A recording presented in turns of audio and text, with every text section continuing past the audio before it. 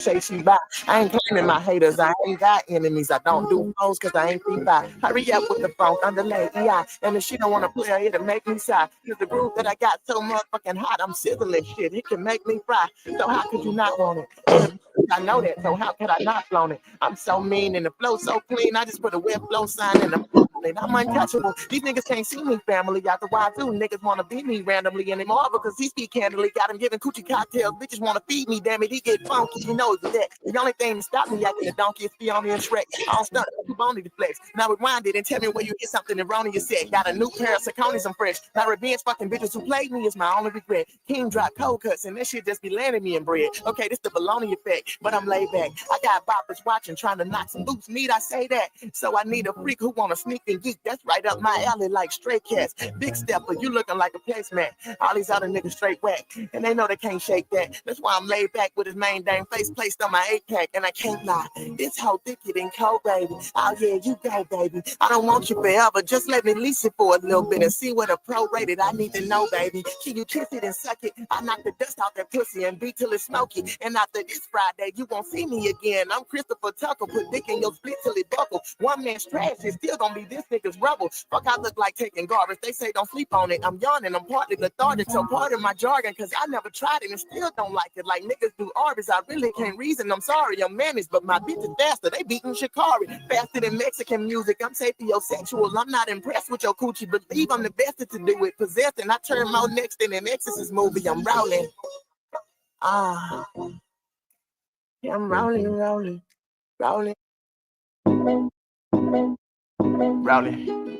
Y'all me the money, I go and retrieve it. I call niggas Jose, cause anything a hoe say, these niggas go and believe it. Tweak it, get y'all mans in them. Niggas be acting like fans and then let a bitch go and shenan. Not realizing that she gon' shenan again. I'm sticking to code. Me, I got bitches that mac on bitches. They get me the hoes. All of my bitches be pimping. Even my exorcism, Emily Rose. Damn it, I'm acting a fool again. Smooth and trim. Invite a bitch over to watch Hulu. And if she don't fuck, then I'm treating this hoe like a hooligan. Cause I'm not a regular nigga. I fuck on no bitch and she say my dick extracurricular activities. I've been back into these Blue Benjamin thingies and stacking my Skrilla. They probably told you not to fuck with the kid because that would be pedophilia. I'm recalling all of the bills that I stacked. I remember them bitches for memorabilia. I ain't got no ceilings, my bitches vanilla. A nigga been chilling so hot that I sizzle. I'm really a skillet. Bitch, I'm the one and I'm still not the one. Shit, I'm really a riddle. Got a young nigga on the way like a stocking cap with more hits than a boxing match. Bitch, I strike like a boxing matches. Niggas see me, you know they can't touch me. I'm holographic. They dread it like Rasta fashion dog shit. I'm a cocker spaniel, Dwayne Johnson, rocker bastard. My nigga said he ain't practicing say sex when he tell you he'll cock a magnum. Tell them hoes I'm dead fresh. I don't wear clothes no more. I'ma walk around rocking caskets. I say fuck the world when I bust. I'm a combinations. They gon' think I'm a locker, damn it. And King been rolling. Yeah. Nigga King been rolling. Yeah. Look, seem like the more that I teach him, the dumber I get. I'ma stop trying to help a nigga. I done took too many losses. When I done went right, I think I'ma go left a little. I'm about to be thunder kicking, taking niggas. Gotta flush them out. We ain't protecting niggas. Chill alone, wanna have to check a nigga. Really reckon shit is how I reckon with them. Y'all gotta stop pillow talking with these bitches when you know a bitch to tell anybody. Knowing if you get these bitches a secret, they gon' tell their people and grin about it. Bitches pretend to be friend and get in your business and go tell a friend about it. Knowing if you send that hoe to the store with a 20, she gon' get a 10 about it. I need a bitch to gon' pick up a nigga, eat dick up a little. I like my bitch pick up a little. I really work in sanitation, these niggas is trash. I gotta come pick up the little. I really think that I'm that nigga and look at my nose, no lies, sit up a little. Baby, I been getting bitches and niggas with rockin' the fro with the pick in the middle. You better check the credentials, I think it's essentials. I'm killing these niggas sequential. Baby, this shit can get deep when I talk with my mouth, and I'm talking like deeper than denture. Pull it out, I'm never tucking it. Make the shot, it ain't no brick on my bucket list. Fuck it, they skinny, small, tall, chubby. I'm not the nigga niggas wanna be fucking with.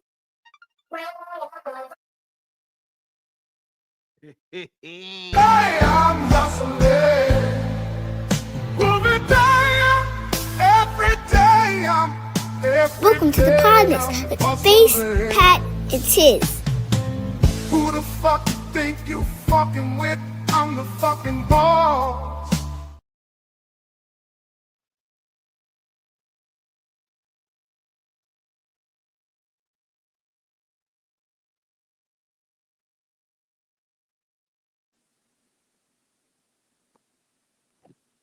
I am hustling, moving down every day.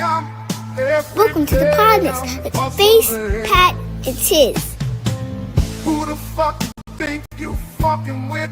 I'm the fucking boss. All right, now officially in here. What's good, my peoples? What's happening, guys? What's good, guys? What's up, guys? Welcome to the Podnas, the show with three friends separated by distance, connected by brotherhood, having weekly conversations that you can join in on. As always, I'm 1/3 of the Podnas, your boy Tiz, and I'm along with. It's Padawan. I'm the other third. Got a little slight headache. How y'all doing? I'm Yep, along with you, the face, but I don't know if he's coming in or not. Let's see. Phace is not going to be here tonight. Phace is going through a family emergency, so he is I understand. incapacitated at the time. So we are a two-man show for the evening. So y'all gonna have to deal with me and Pat. So we rolling. How you be this week, my brother? No, I'm all right. I'm blessed in the Lord. Okay, blessed in the Lord, we take it. I'm just glad I survived the week because it's been a trying week, but I ain't even trying to think about it. Okay, I was gonna ask you what was wrong, but if you say you ain't trying to think It's about it's just work shit, normal work shit, just being annoying. That's all. it, well, prayers up to you, prayers up to Faith, prayers up for both of y'all to make it through your trying time. It's definitely been one of them weeks, but you know, we here. We still moving forward, so I ain't gonna complain too much. I'm sure I have it a lot lighter than you and Face may have it this week, so I'm gonna just pray for y'all and man, I hope y'all get right and yeah. God bless everybody, man. If you're going through something right now, man, this one of them weeks, man, where we just praying for you and we hoping that you are able to push through and make it as best as you can, man. That's really all we can do is just pray for each other. You know what I mean? Oh shit. Hey, it's face. What's Hey, I did not we did not expect you tonight. We was definitely preparing for the two-man show. So the two-man weave. So it's dope to see you. How you doing, man? I'm man. The wife influenced me to come on and hop on the show regardless of what's going on. So Shout out to Big Sis, what's up? the biggest. Facing the place, you know. She doing her damn thing this week, man, motivating and keeping motherfuckers where they should be. So it is what Yeah, it is. I'm just happy I got a woman like her in my corner, keep motivating and keep my head where it need to be. Shout out to yeah. Mrs. Face. Yo, shout out to Miss Face. Like, hey sis, I appreciate you. Because I know the story behind the story and I just appreciate you and yeah. Shout out to you for being a rib in the moment where my brother needs to have that little extra oomph in his spine. I appreciate Let me take a little side step real quick. it. Go ahead. Um, this goes out to all those solid women behind they solid men when that man cracks a little bit. You feel me? Like I don't think y'all get enough credit. We all talk about strong women, but it's the woman behind the man that needs to get shine sometimes. And it's those women that help these strong men accomplish some of these goals behind the scenes. Y'all don't see it, and it goes without being said sometimes. But I'm gonna big up all the women that's behind these strong men, cause y'all just as strong as the men, but y'all willing to let y'all man lead and just give him that little push in the back when he need it. Y'all see that. So from your man and me, I thank y'all. Bruh, I don't think you know how powerful what you just said was, man. There's Hey, a brothers out here, man. All right. Man, we on the verge, man. And we sometimes need to hear that, like, you know, and I don't think women realize how powerful their voice is in like propelling a man to greatness. Um, whether it be your mother, whether it be your woman, whether it be your home girl that's like your best friend, whether it be the woman that's like, oh, we just play whatever her role is in your life. Women don't realize how big of a role they play in like pushing a man to success. Like a lot of times we really want and it's rough out here. Like, I don't think women realize how rough it is on men and how much we mask behind a facade of fortitude and a facade of stoicism and a facade of we got it, but we really don't be having it. We struggling like y'all struggling. So sometimes when y'all give us that little oomph, that little, it's gonna be okay, baby. You got, hey son, you gonna make it. Hey friend, you got this. Like we need that more than you might realize on a day-to-day basis. But like we are often on the verge of explosion, and we sometimes need that to like calm that wit and get it back down to a manageable level to where we can make it to tomorrow without blowing up. And we appreciate you. I appreciate Faith for acknowledging that voice. Like that, the next time it's gonna work. You got to push through tomorrow. Hey, go ahead do this thing that's probably gonna take you from me, but I'm gonna allow you to do it because I know it's gonna make you better. Like these are moments that are often unsung, but they are the vital moments and the pivotal moments in men's lives when they can like make a change. And I appreciate it. Thank you. Me too, because that's how I got through the week. The women at my job cheering me on. Ain't Hey even man, gonna lie. That man, one, women don't realize the power they have to make a black man like a superhero. Like y'all are the ones that push us through the kryptonite to make us get through to the like our real superpowers and be like, okay, yeah, we about to fuck this shit up. It's them little moments where we about to break, like because we be really about to, man.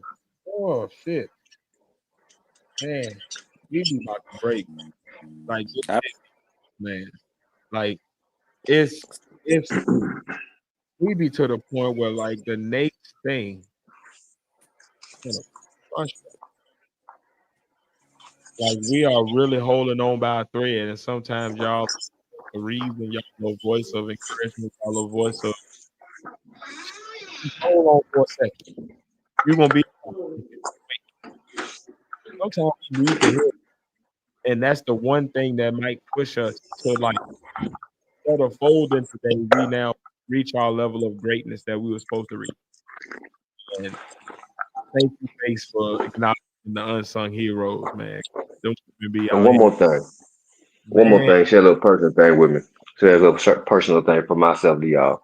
Um, we all get down. It's in the same round, same umbrella with the statement I just made. But it's not just the woman in your life. It can be your kids too. My daughter. So a lot of times I may come in the house beat down from the world, whatever. But the little thing, as far as her nickname for me, she calls me Mufasa. She don't know how powerful that shit is. But just calling me that when I come in the house, you give me that little invigoration, that little oomph I need to get back on my shit. You let me know I'm the king of this house without you even knowing. You feel me? Like that's the little shit. Man, They really when I key in on these things that just give me this little spark, little hope and motivation. I appreciate that shit, man. yes, like the child don't understand how powerful them looking up to their parent is. Like I don't know if the child realizes that when you call their dad a superhero and they like you my hero or like I'm so proud of you or I love you or a little like man like let me just say men and I'm going to specify to black men and I don't know another experience.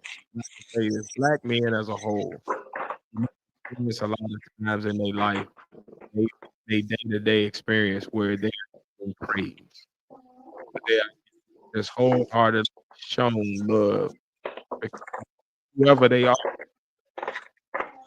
Most of the time, it's at the transaction of so I'm doing this great thing for you, so you fuck with me.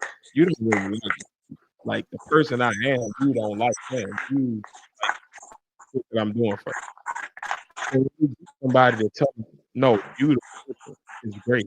You the person is appreciated. You the person is loved.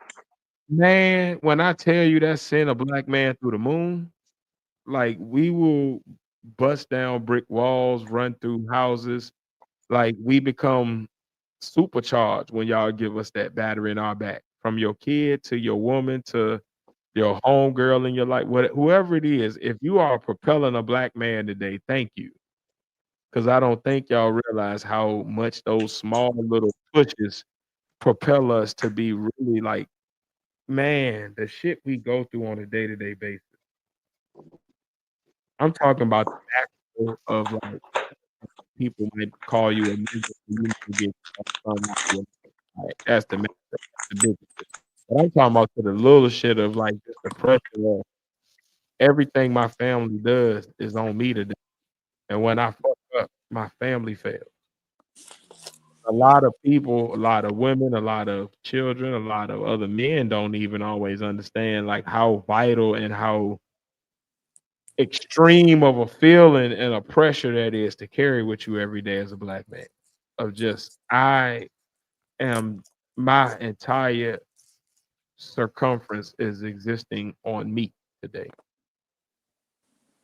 The flow of my family is gonna go how my energy goes, how my money goes, how my attentiveness goes, how my everything that I am as a man is gonna dictate my family. And their energy and how they are able to be capable today is gonna be dictated off of my start. And that's a lot of pressure to know that you are the room behind the car that is your family. And to know that if your engine don't go this morning, if you tired, if you exhausted, if you just ain't got it today, we fuck. That's scary as hell, man. And a lot of I think the people two are different. don't realize how scary that is for a black man. So I appreciate y'all bringing to light both the women in our lives that push us through, but also the children in our lives that can sometimes like give us that superpower to like, damn, we got this. I'm gonna be all right. I know this shit is fucked up, but I figured out because you told me today that I was something, and now I gotta live up to being something because you told me I was, and I didn't believe that before I started today, but because you said it, thank you. Thank you, baby girl, baby boy, wifey, home girl, whoever you are today that pushed your black man to success. I thank you because I know the pressure we under, and it's tough. And I'm not saying that to say nobody else is under pressure, but our pressure is our own unique pressure. And if you ain't felt it, it's suffocating. So we need them little pushes, them little nudges, them little. Let me just get you back in the right direction. Let me remind you that yeah, what you're doing is work, and we appreciate. And whoever you are that appreciated this today, thank you. On Mother's Day weekend, thank you on behalf of the dads, because I know it's mothers out there that's doing the roles of dads. I don't take nothing from you. I just appreciate you on the behalf of us dads that are real fathers, or us men that are taking care of families, and y'all see us today. Thank you. I'm complete. Yo, that nigga disappeared again, but I'm sure he'll pop right back up. It's all good, man. I just appreciate people who see us, man, because this shit is tough, man. It's a minefield every day, and we praying that we get through it, and we don't often get through it. There's black men out there today that's no longer here today, but they was here yesterday, and they was vibrant and felt good, but shit just broke them.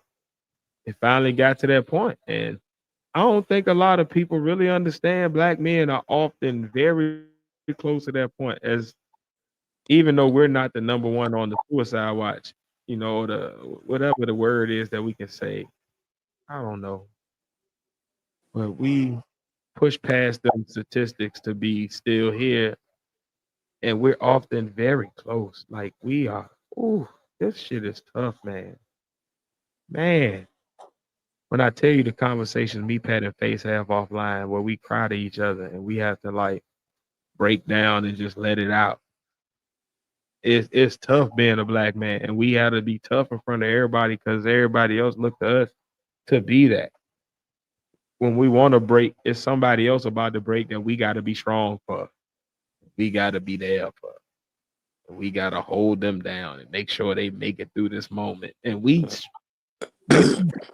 buckling as we're trying to do that. So those women and those children and those people that see us when we're doing that, and they just recognize it, I don't think y'all know how much that means. Like that is the most extreme form of love when you can be going through some of yourself and see somebody else and love them. Because we don't get that often. Because we always have to be there for everybody else. And to get that love back from somebody that we love is often the highest form of flattery, love, affection, whatever you want to call it. Thank you. And we appreciate you. But it don't happen every day. Shout out to y'all. And we, yeah. And I don't have nothing else to say on that piece, but I'm glad we got here because I definitely think that a shout out to those people that love us to be given because it ain't everybody that do. And man, I know we going through our offline. I know the conversations we have and the cries we have and even out to people that ain't gonna be mentioned online. Like just some random friends we have, them dudes that you meet at work and you see and you see it in their eyes, like they a step away from it's over.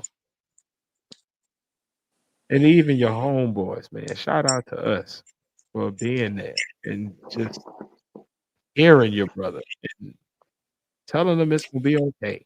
You ain't gotta say nothing. You ain't gotta have no answer. He might have an answer, but he might have just needed to hear it's gonna be okay. He could push through that moment to get to his answer. But yeah, we, we out here. We are out here. Peace, last call. How you doing, my brother? Shout out to you. I'm sorry I couldn't make your podcast fully last night. I had daddy duty and just a lot going on this week, man. But shout out to you and thank you for being diligent about being here. We appreciate you, my brother. But yeah, man, shout out to everybody. Love y'all. Peace and blessings. Um, you know what? Just because now we finally got all three of us here and we can officially start it. I'm I'm gonna hustling, moving down every day. Welcome to the Podnas with Phace, Pat, and Tiz. Who the fuck you think you fucking with? I'm the fucking boss. yeah, that smooth jazz intro. We here, man. The partners are officially here. We about to talk that shit, man. We gonna start it out with a face vid. I do want to give y'all a disclaimer. Because of the video technical difficulties we've been having over the past few weeks, instead of putting y'all through the excruciating pain of watching the video chop, chop, chop, chop, chop its way through, I got the audio, and for this video, it's from a podcast, so it kind of the audio is the main thing that we're reacting to. Um, so face vid for this week. To give a Uh, premise, there I'll give we a go. premise of the video. To give a premise of the video, it's a little snippet from the Joe Budden podcast. I don't believe it's this week, but it's previous weeks. The topic came up of reparation. It's not too in depth. It's just the co-host giving their opinions on what they believe reparations should be, or they believe what reparations should look like. Just want us to take a look at the video, hear what they guys say, react on that, and give any comments on reparations if you may have some. Okay. So y'all listen and be ready to give y'all reactions in the comments or Can I ask you a controversial question? Me? Yeah, sure. I don't thought of it because Flip just. can y'all hear? Yeah, It's clear, like y'all can hear like nah, it's clear as hell. speaking like totally clear. There's no issues, no choppy or Nah, it's coming through. Nah, it's perfect. all right, give me 1 second. And I'm gonna get it right up.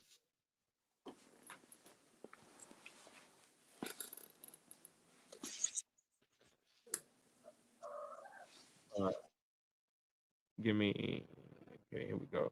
Said that pro-black shit, which I do believe that you are. Yeah, but there's a clip going around of you saying that you didn't believe that black people should get reparations. Oh, I read that. Did you? I didn't see the clip, but I read somebody say that how disappointed they were in him saying that. That he said that because they need financial literacy. He said that black people will, if they get the money, they're wasted or whatever because they don't have financial literacy. What did you say? I'm waiting for you to finish. That's exactly what will happen. No, I'm waiting for you to finish your question. Like, I think that's what he asked. That's the end of your question. What about it? Do you believe black people should get reparations? No, I think black people should get equity, and I think. Okay, so to just start right here, before we go any further, I'm gonna say here, I agree with Ish so far. Just by one sentence, so far, that black people should get equity. Now I don't know where you're gonna take this conversation, but as far as my general views on reparations, I agree with that. We should get equity, not equality, not just basic reparations, but it should be a comprehensive, equitable solution to our problem. So already I'm with Ish. Go Ish. Anything else before I hit this play button again? Mm-hmm. Two are different. I think that I'm not really a fan of handouts. Like, I don't want your money. I just want me to be able to make my money and you not be on my dick about making it. I don't think that if we get reparations, we gonna fare any better. Me personally, I don't think that. Yep, that's about where my head is at with it. I understand it. I'm on a, even if you give us like some cash, I ain't gonna say I'm opposed to cash, right? Of just the general idea of equity and like, all right, people gonna fuck this money up. Hook me up with some like the ability to like not to like have the same handouts y'all get, like the same subsidies and the same opportunities that y'all get. Let me get that and some money to boost me up to where y'all at starting off, and then we on the same page. Now we can go from there. Now we can just have a competitive, everybody just do what they do. But you can't expect me to pull me up from my back, for me to pull myself up to my by my bootstraps if I ain't got no boots. If I'm barefoot and you got boots, I ain't got no bootstraps. What I'm gonna pull myself up at? I'm trying to get some boots first. Give me the boots, give me the straps, and then let me start off where everybody else start off at from there. But you got to give me the boots and the strap first. So I'm so far with the equity. I'm with Ish on his premise.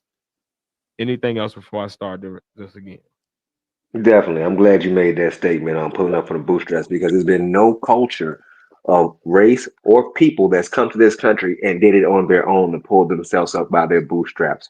And these early settlers, these early Caucasian early groups of Caucasian or Europeans, when they came over, there were government subsidies then given to them and education provided with the land they were given.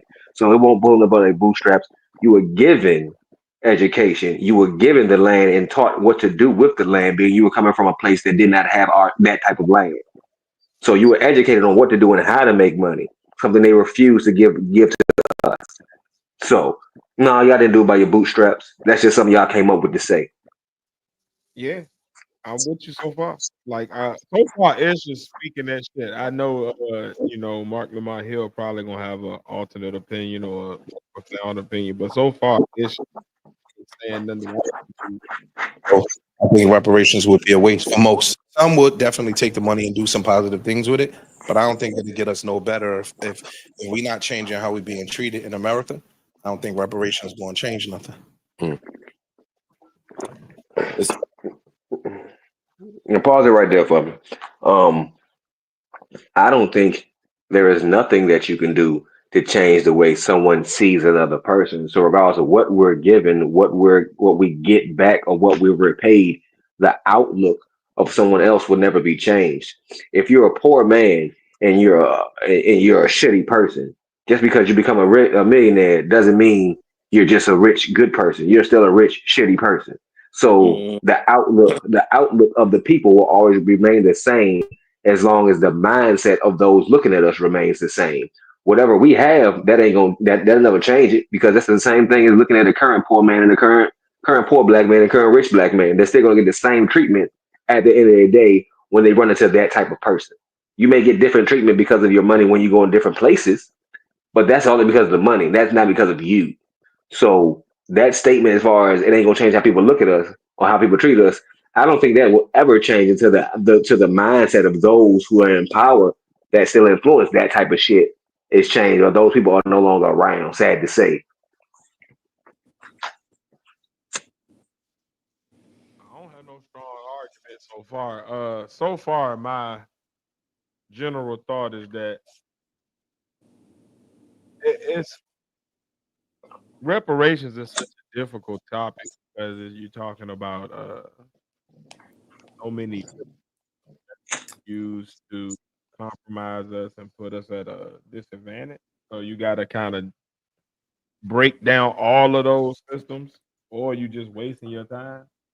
mhm. Um, in my opinion, you know what I mean. But that's kind of where I see it. So I'm definitely a so I, far I nothing from it. Like I oh, wanted to look, I wanted to yeah. put out there before you started again. Like I don't want black people to think of reparations as a saving grace. I want people to think of it as this is the least you could do. Because sometimes when people describe reparations or whatever, they make it gives off an energy like this is all we need to get straight, and that's not the case. This is just here's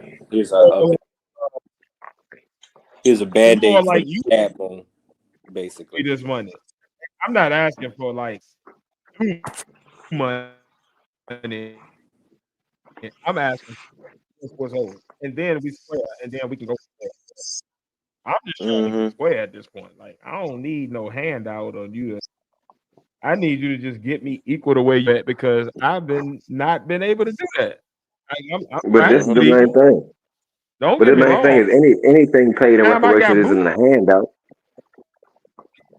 Anything for reparations Yeah. can't be seen as a handout because reparations is in itself is just repayment for the damages done. That's it. So All right. you just paying a bill. Y'all paying a bill. They In your pay will be opinion, paying a bill that's past due.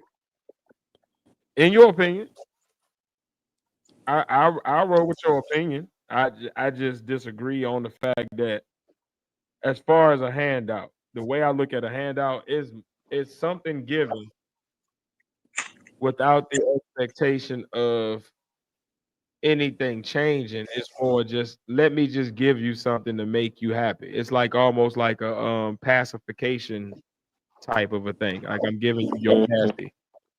Stop crying, baby.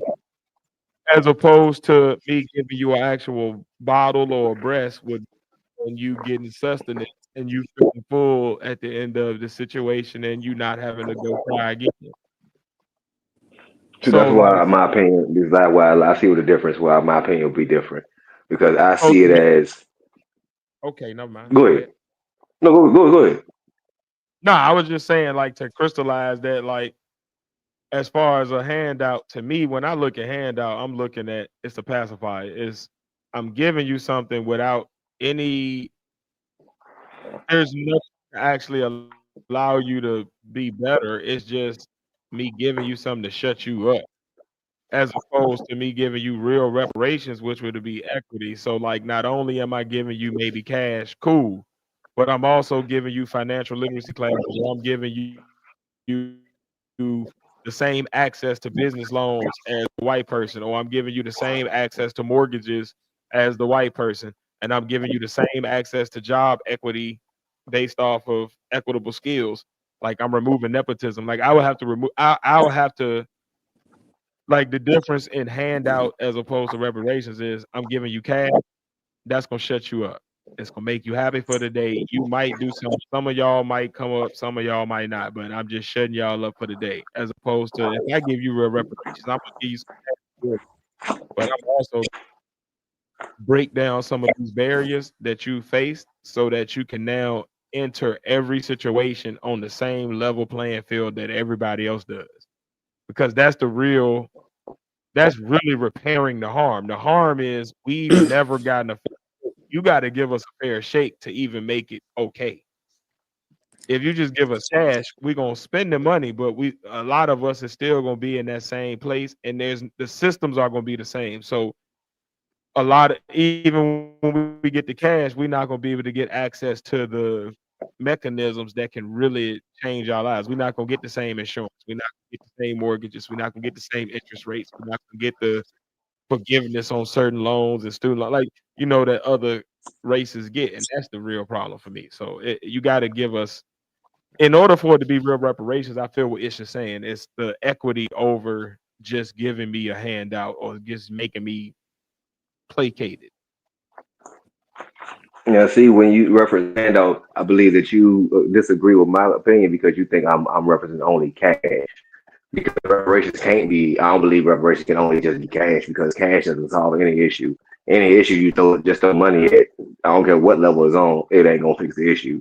The issue just may be band-aid, but the issue just becomes a bigger issue with just throwing cash at it.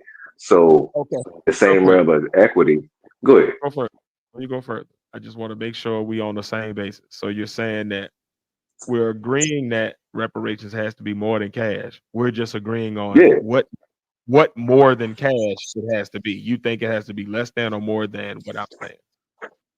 No, it has to be actually on the same plan. We're not disagreeing on that. You were just disagreeing with me because you thought my opinion was just relying on cash, and that's Got it. the hell no. Reparations has to be, to me, it has to Oh, be different packages. I believe it should be a systematic thing where you go through and you make different packages and options for people to choose from what they want. So you can give me a cash land education option. You give me a land education option. You can give me a land. You can give me a land and equity option. You give me different options, but they all equal up to this value of what you're giving. But inside these packages is what I'm. This is it's my full equity of what's owed because you ain't giving me shit. You're paying me what you owe me okay. for So pause the for shit that's been done. you. So what I'm hearing you say is we should be giving reparations based on different package levels, and people should pick the package level that fits where they feel they are, but it will all equal up to the exact same amount equally. So like say I get 2.3 billion, you're gonna get 2.3 billion too, but just how it's divvied up and how it's used is gonna look different depending on what package we pick. Mhm. Exactly. So it may be education, it may be land, it may be it can be different assets, but it will still equal up to whatever that value that they determine should be. But it ain't just money because just money ain't gonna get you nowhere. You have to have something to to to dig in with to give you that equal. So that education value, give me ability to have the same education level or education what's the word I'm looking for value of education or the correct word is failing me right now, but the same education standards and levels that the Ivy League will get, where I'm not allowed to or I'm shunned away just because of who I may be or what color I may be. You feel me? Give me the same type of education that the elitists are getting. So I can apply this shit in the same way to everyone and get to the same way, the same places. Some people may not want money. Some people may just, yeah, all I want is money. Those are the ignorant people. So option with the money comes, you have to have these education classes to know how to use your money. So if you choose this option, you got to take you have to take the class. It's not an option. It's mandatory. And if you opt out of these classes, you opt out of your money. This is holding you responsible for getting what you owe, but you still have to put in some work to actually get somewhere. You feel me? So it ain't like a handout where I can just, hey, I'm gonna sit on my ass. They give me this and it's whatever. No, I'm still putting in work to get what's owed to me, but y'all giving me much more. You feel me? I get all your options. I think what we disagree is on the fact that like you have every person gets an equal amount of help. It's just a matter of how it's used, as opposed to me where I'm looking at like that family may have been poorer and may have been more affected by slavery than mine. I shouldn't get 2.3 billion if he gets 2.3 billion. I may only need to get 1.2. because of my family. I think it should be a case by case basis. It should be based on like everybody gets access to things. So when I get this cash that you're giving me, I should also get now all of the loans that I go for, all of the mortgages I go for, all of I go for, I should have an equal shake under the law as you. And you can't use nepotism. Like there's no like if there's a equitable, we're both really good, but I'm better than you as far as the tangibles, and I don't get the job, I can sue you. Like I should have those type of opportunities because that's really where the problem comes. Like it's not like my family needs more than your family. Like your family might need way more shit than mine. So you might need $3.7 billion to make your family whole from the shit that you went through. For me, I may be a younger immigrant. I may have had more opportunities in my family. I may be a two-parent household for more generations. I may be in a better place. I may only need 1.7. I'm still gonna get the same cash. I'm still gonna be made whole as far as what cash makes sense for my situation. But what's equitable is I'm now gonna get the same opportunity as you, and you're gonna get the same opportunity as white boy. So Brad, Malik, and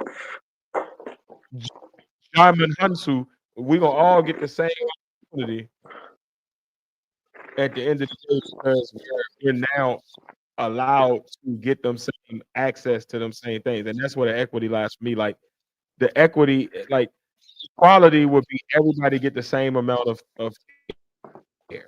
But if I get 2.3 billion and I don't really deserve that, that's just, and we're also putting people I'm not even mad at the options if you want to give people the options. Like I think we can agree on that. Like that may be a cool way to do it where people choose the option that's best for their family. I may be at a place where like cash is the most thing that my family needs. We need to be liquid and be able to pay all these bills off and get debt free. Whereas opposed to my family maybe we're in a great place, but we need our money in services and opportunities. Give me the business loan that I need for this amount and give me the the student loan I need for this amount for little cuz I need this, that however you divvy it up, but I don't think we all need the same thing. And I think that's where we disagree. I think it should be equitable. Like again, if I'm a 6 foot tall person and I see over the fence, what I need ain't the same as a 4'2" person. The 4'2" dude need a ladder. He needs some other shit, and then we equal. And now we can talk about all right. Now we can both get binoculars. But all I might need is binoculars. He might need the ladder, the something else, and the binoculars. But just to get equitable, if we want to talk about equity, and I think that's what it's saying. Like, how do we get people to a place where everybody starts from the same starting ground? Because depending on what your shortcoming is and how you got to where you at, if I ain't got no legs, I'm gonna need some tink tinks, and then we both get to the starting line. Whereas you two may just need to get to the starting line. Whereas this other dude, he may need to start his starting line a few steps back because he's already so far ahead of everybody that like it ain't even fair for him to run against us. So like all of us need to be starting at the same point for it to be a fair race. And that's what equity looks like. And I think that's what I'm saying. I feel like that's what it's and that's we're a little bit different. We both want people to get services. How much each need is different.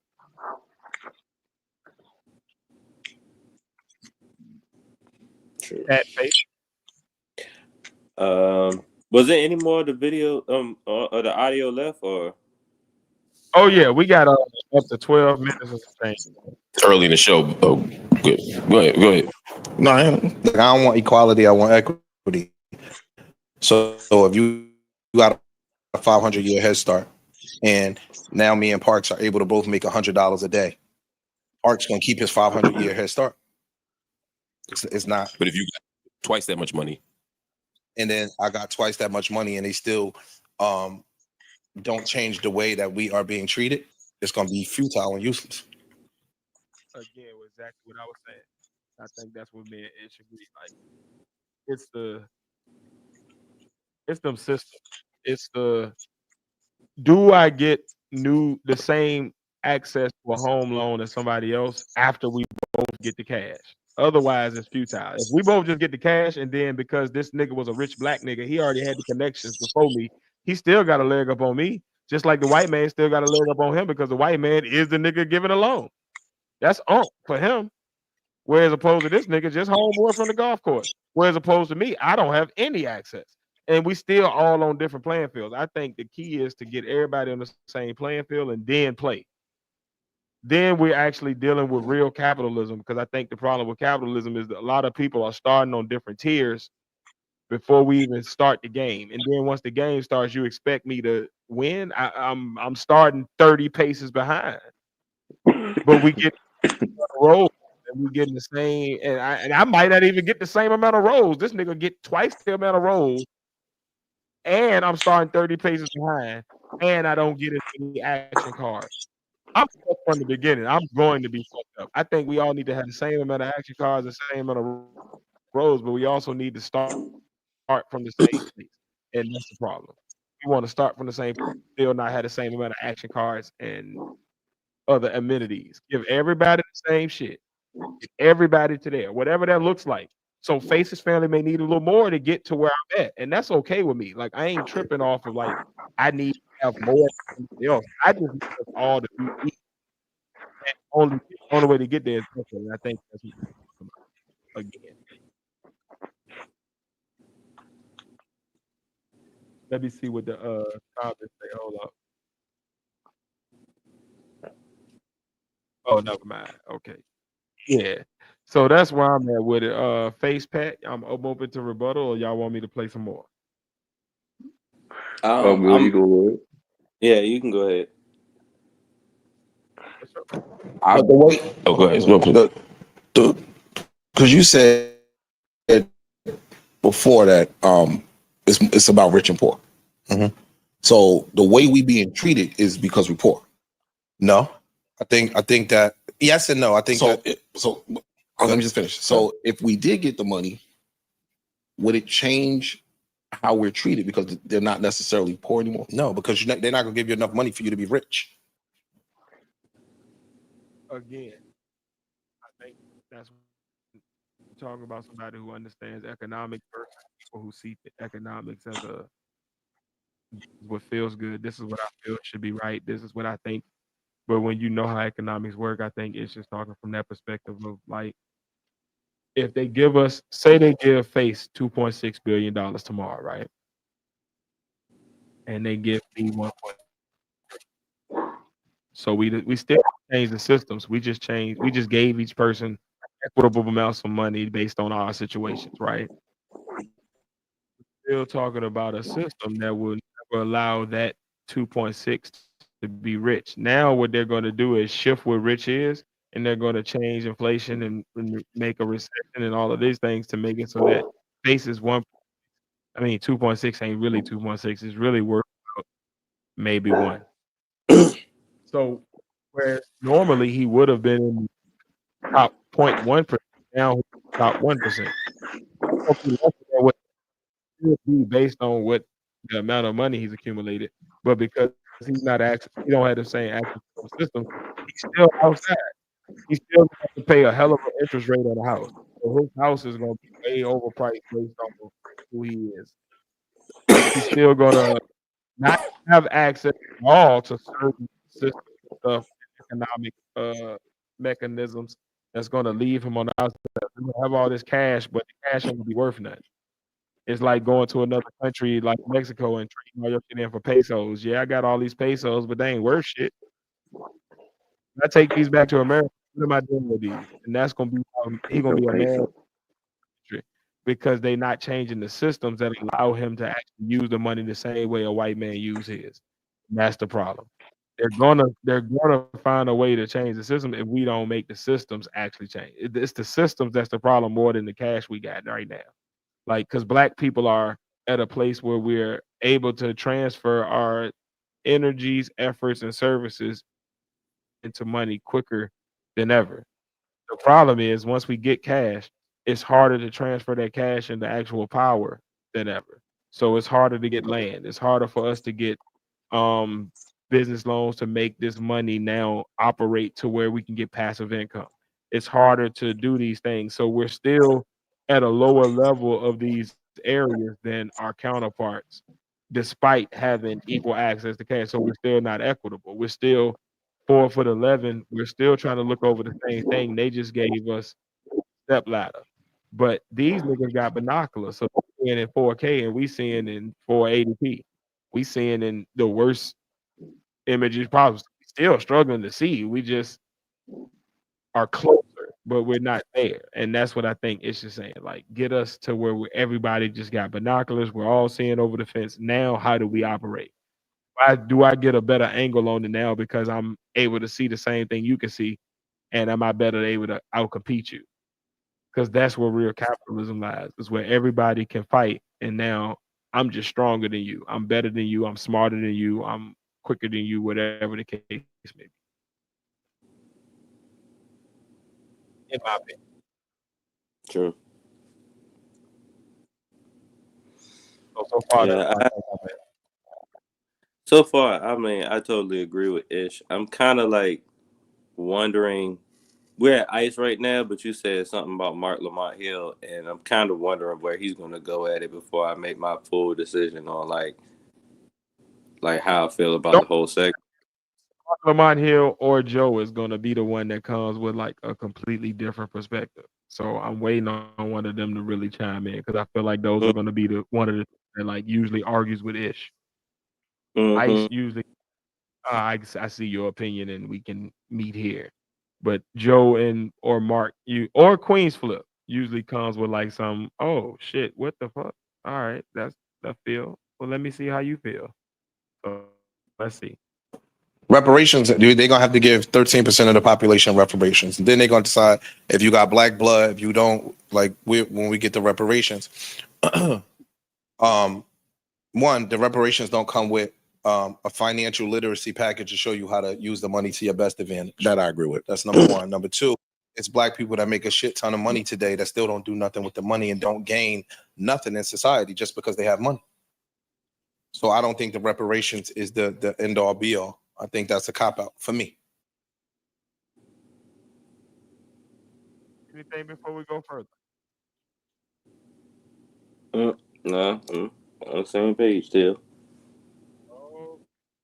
My opinion. I would just say one, and I get the idea of not taking handouts, but the whole argument of reparations that it's not a handout, that it's owed, right? That it's a debt. Reparations literally means repair. Gotcha. Repair the debt. Matching what Phace said earlier. Don't see it as a handout. He sees it as like give me what I'm owed and then we'll go from there. It's done. So the idea is if you took, like you said, if you got a 100-year head start and you took my money for 100 years, you exploited my labor, and all this stuff was built around our labor, universities, companies, and the country. Yeah, the whole country, right? Every institution.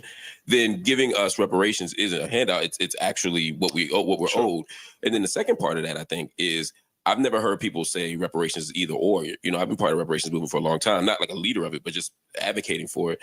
And every reparations person I know is also asking for voting rights, housing protections, other things. And then the last part of it is I think reparations should be a check. I think every descendant of slavery, to be clear, so I don't get hit on the internet, every descendant of American slavery here in the United States deserves reparations.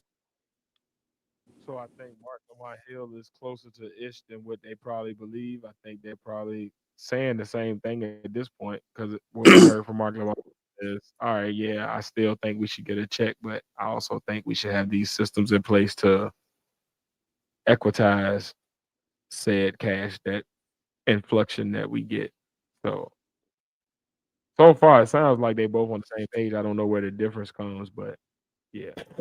But I also think, in addition to the check, we should also have access to free public education, like university education. We should also have, like, there's other things you can do systemically to close that gap in addition to the money. So I think we could. But when we talk about reparations overall, we're talking about a check. It's two different thoughts. You taking it when most people, in a general sense. All right. So do y'all think that there's a difference in how people see reparations? Do you think there's two different schools of thought as far as like there's a school of thought of reparations is just give me some money because y'all fucked me over as opposed to give me systemic changes? Or do y'all think that reparations is kind of one big house of thought and there's different little pieces and rooms in it?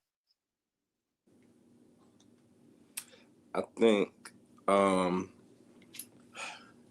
I think Are we schools or are we one school with different rooms? I think it's more than one school. I think Okay. it's another. I think it's a total other school that's causing this to be an issue in the first place, where they think that reparations is a handout. But I think it only should be just a check when the reparations just happen. Like if you went through if a country put you through something and it was a war and we got Haiti earthquake. we got something back there. All right. But like you gone through something right then and there, and you need something to get you back on your feet. This, that, and the third. Yeah, that's the only time Well, where that's it should just be like a check. But even with that, it still should be like programs in place to help beyond just giving you a check. You know what I mean? Like it so like it's a matter of like, yeah, I can get you a check, but if you don't know where to go to utilize that check to actually help you, what that check gonna help? Pretty much. So I think I'm on the school of thought that yeah, I feel like yeah, we should get a check, but yeah, there should be other programs in place to help in general, and it's not a handout situation. It's this is what you should give us. This is the least you could do anyway as a country to do you rectify the success you gotten off our backs, basically. do you feel like Ish and Mark Lamar Hill are off from each other, or that are they saying the same thing, just using different wording at this point? I think they're saying the same thing. Like Okay. I think they're saying the same thing. They just focused on different parts of it more. They're more passionate about like it's just more passionate about the equity part, maybe more than the I'm getting the Oh, check part. And I think Mark, he's not necessarily more passionate about one part than another, but I know he wants to reiterate certain points that Ish may within his statement might have like how I say went against somewhat, but in grand scheme of things, I feel like they're saying the same thing. They're just more detailed on different parts of the same thing. I agree. I have no disagreement so far. Yeah, I'm definitely on the school of thought. We're there. So far, I haven't heard either one of them say something that would make me, um, if I was the other person, alarmed or in a state of, oh no, you said this, and like so far it sounds like we just kind of talking the same thing. We just getting more excited over a different part, like you said, but it's the same rhetoric and argument overall. Face, what do you say? Damn right. Okay, so I'm gonna go ahead and Same shit. let this play. Same shit from different person, just articulated in a different way. That's it. Yeah, But being, I think but you're gonna see. I feel that they feel that they're saying something different because they don't articulate it the same way. Um, you find that a lot in just common conversations. Two people be saying the exact same thing and end up arguing, not realizing we saying the same thing. You just saying it differently than I'm saying it. I think this is a common podcast thing of I'm so passionate about this particular angle I'm taking that I don't see that you're taking the same angle. You also express a different piece of it. And because you're expressing a different piece of it, I'm taking it as an argument, but really it's just a yes and as opposed to a yes but. but I'm saying the but pause. You saying the but. Yeah, About reparations. They talking about a this check. is why I said pause. Yeah, I think that's You right. get what I'm saying? I think that's fair. If you said, "Yo, do you think every descendant of slavery should get free education?" Yeah. And again, it just depends on. Would you be, if you got all the other stuff? Would you be okay with the check too? I wouldn't be turned down to check now. No, I mean, as an idea. I don't mean would you turn it down? I mean, would you be okay? I just think that I don't think it's going to do what people think it's going to do. I think that a lot of times people just be like, "Yo, if I." Okay, that's a different angle. I didn't see that coming. Okay, so if say we get the check and all of the systems right are fixed, and now everybody has the same opportunity, but now we got all this money, right? Do y'all think that will actually change stuff, or do you think that would leave us in a different place? You Where do still you think need the we'll really financial be? literacy. You still need the financial.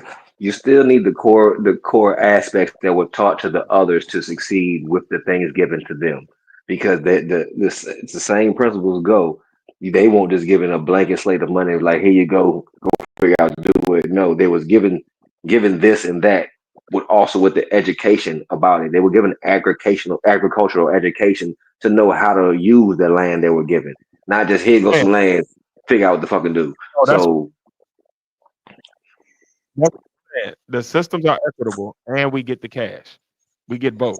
So we get the thing that I'm asking for, which is the system to be equitable, and then we get the cash that you're asking for, as far as the actual monetary influx to allow us to be able to maneuver. So we got the money, and we got systems that are now in place. If we want financial literacy, we can get it just like anybody else. If we want to go to school, we can do it just like anybody else. If we want a loan, we can get it. We there. Do you think that changes stuff? no, uh, I I think it should be that plus the requirement to get the education, not just optional. This is me. Because if it's just optional, I see a lot of motherfuckers system is aligned and not gonna blow this shit. Just because you give a lot of ignorant motherfuckers a lot of money, there's a lot of shit because it's gonna blow, and you gonna put yourself right back where you started at.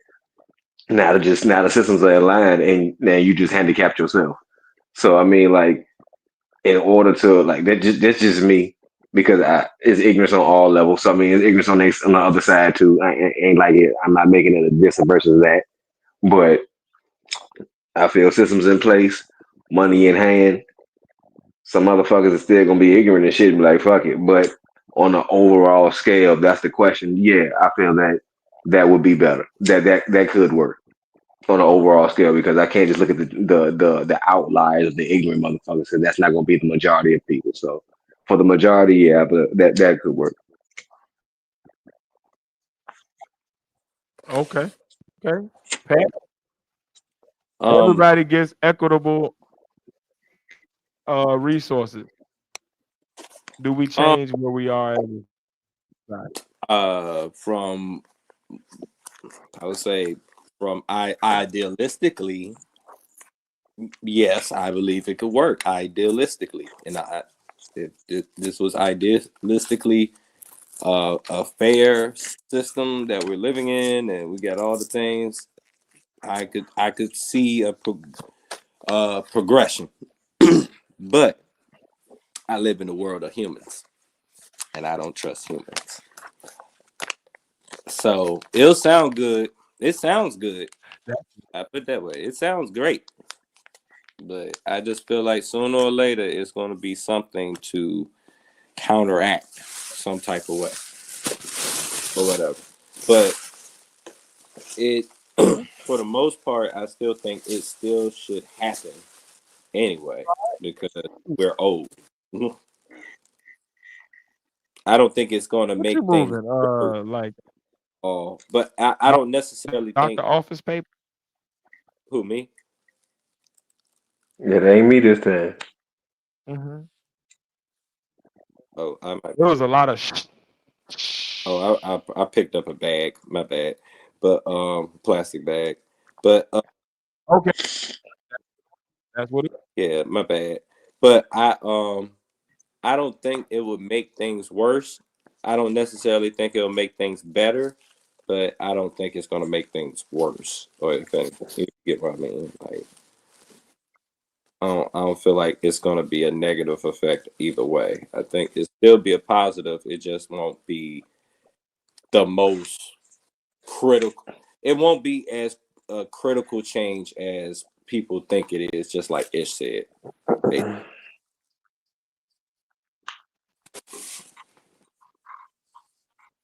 Right. Yep. But Face. Yeah, end it with you. Vid. Mm-hmm. Oh yeah. What? What is going on? Oh yeah. What? Hey, what the fuck are you doing over there, nigga? I think that Oh might be yeah. What coming the in fuck is late. wrong with you? I think the audio might be You alright? that, That that's nigga that's not, gave us the old dirty old man answer. Uh-huh. Oh yeah. Nigga, what? It's just a bunch of grunting and oh yeah. Nigga, what the fuck is you doing over there, man? You alright? I told you that bitch crazy. Is we still That talking about operations? I'm a little Oh concerned. yeah. I don't know what the hell, man. Shit. I was just agreeing with Pat. Yeah. mhm.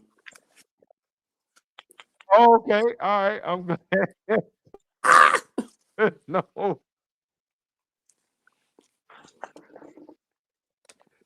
man. Oh man. I don't know what. God bless y'all. We here. All right. So that's been another thing, man. We talked about the first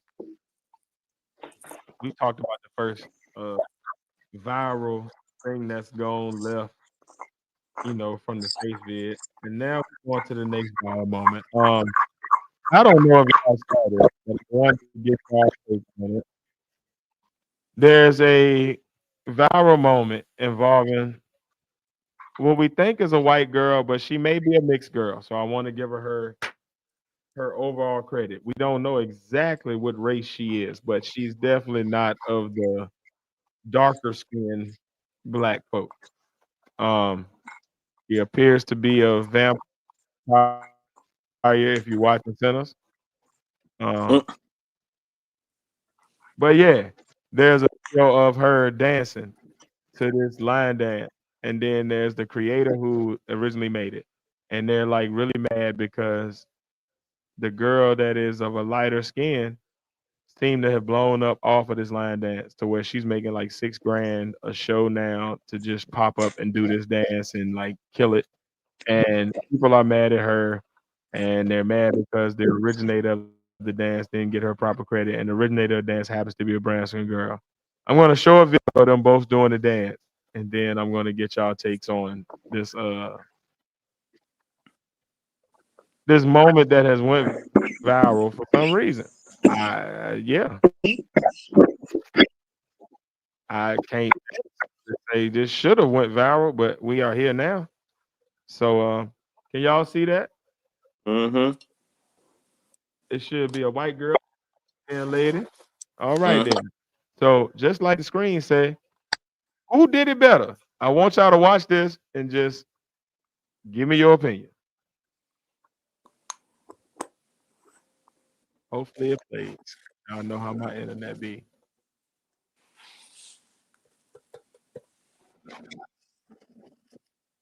Oh. I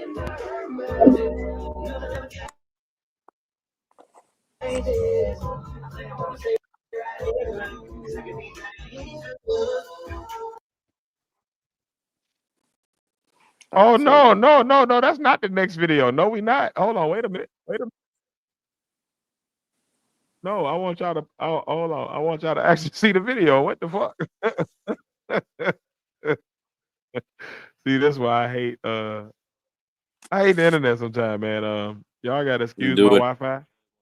I don't know what it's doing, but what it's doing, and And doing whatever the hell they want to do. we here at this point. I wish just whatever the fuck, and I wish it was an audio only, because then I could just play the audio and do it like I did, Faces vid. But this this kind of you gotta see it to let me know who you think did it better. I guess yeah. So sorry, sorry this Why? taking so long and all that, and y'all pray for Why? my internet. While we're waiting, I just want to put out there that at this point we kind of need to reroute how we do things. At this point, because it's a well known thing that cultural appropriation happens on TikTok with these dances or whatever, and it almost feels like now people are doing these dances just so this can happen, and they can have their counteractive viral moment of saying, "Hey, this is my dance." You know what I mean? So like, we need to figure out how we can copyright these shits before we put these shits out. Man, I think people just need to reroute how they do things now if things going to get viral like this, because this is not the only time. I'm not mad at you on that. I wish I can play this video for Mm. you. That would be awesome. I would love for y'all to be able to actually tell me who you think did it better, because I think I might have a controversial take. I don't know, but I'm gonna let it play. On the left again, you have the originator Something just happened. of the Turn this down. dance. This is the person who created it, brown skinned girl. Then you have this white girl or light skinned girl. We really not sure what the hell she is, but she over there and she doing the dance too. But the white girl is the one who got famous for it. So hopefully it plays. And then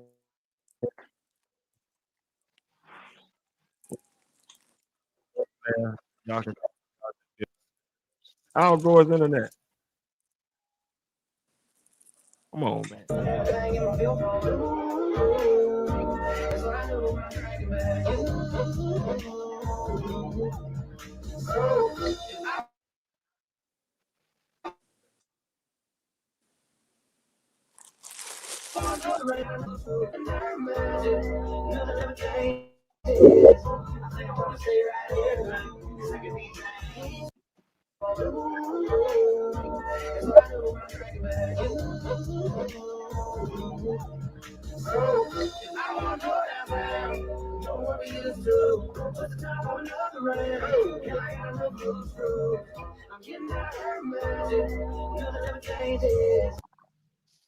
Okay, Well, so I hope y'all was able to see the dance. Y'all able to see the I was dance able to see it a little bit. on both ladies? I will say, Yeah, I was able to see it a little bit. Okay, we're see gonna this. try this one more game because because like how good you're able to see the dance may affect your answer. I Mm-hmm. want to make sure that y'all able to see both ladies equal. I want to give it equity, as we were just talking about in the last segment. Segment. So if y'all would bear with me, I'm gonna one more time, just so y'all can hopefully get the same vibe from both and understand how both are dancing, and then give a fair assessment. Give me 1 second. I don't know how long this can take. Oh.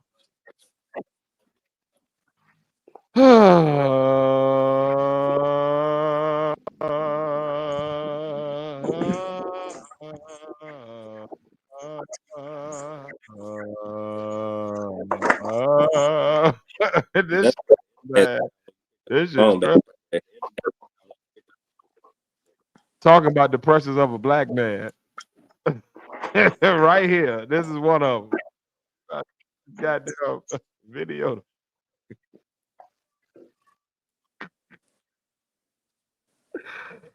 I just want to know who did it better, man. Cause hey, man, I want to mine. I want to see if mine is right, wrong, controversial, crazy, deranged. If I can get this damn curse, we cooking with gas.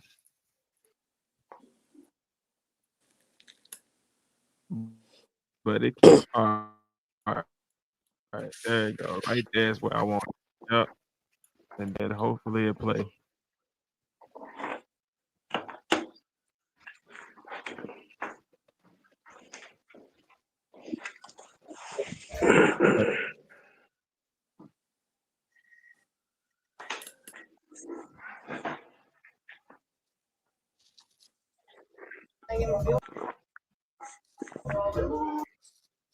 All right.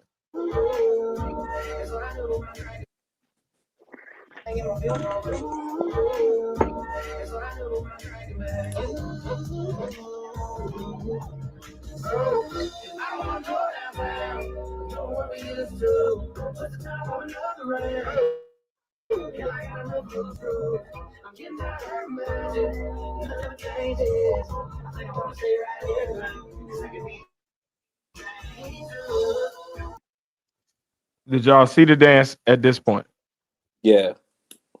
from both ladies? Mm-hmm. I'm gonna try one more again if you missed it, because I want to make sure y'all get both of them straight through. Face, did you get it?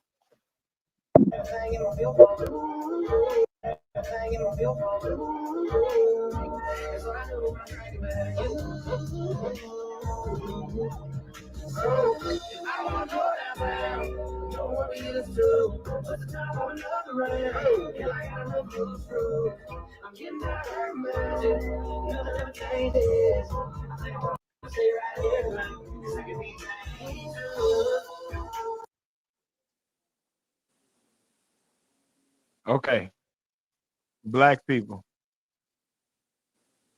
who did it better, left or right?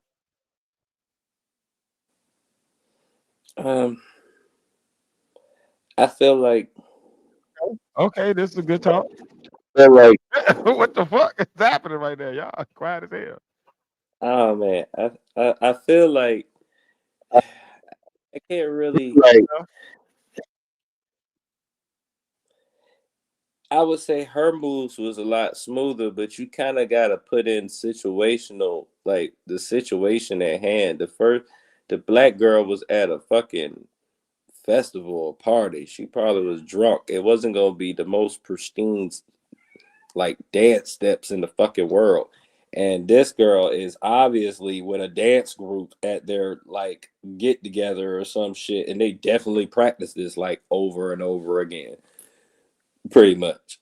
So like I don't know if she said herself that she made this dance up herself. Um She did not. okay. So I don't really think she could I really don't think Gave original girl that made it, the girl that I showed you, she gave credit to her, Miss Tiana, Mhm. that it was her dance. You know, she was the originator. But uh, So, Face, as what do you think about long as you giving credit, that? I Okay, go. mean, I feel like if you long as you giving credit, that's cool or whatever. Like if how to say if you perform a song better than the person that created the song or whatever, like you can't really blame the guy or the girl for performing the shit better than the next person. Like, damn, I forgot what song I was talking about the other day. It's an original version and it's like a Lauryn Hill version of the song and or another or Angie Stone, one of them, and it's way better. Well, I ain't gonna say it's way better, but it just sounds more cleaner than the other. Like, you know what I mean? Like, Through the wire, all falls down. yeah, Lauren Hill versus the Selena Johnson version. yeah. Like, it's one of them. Like, I can't really.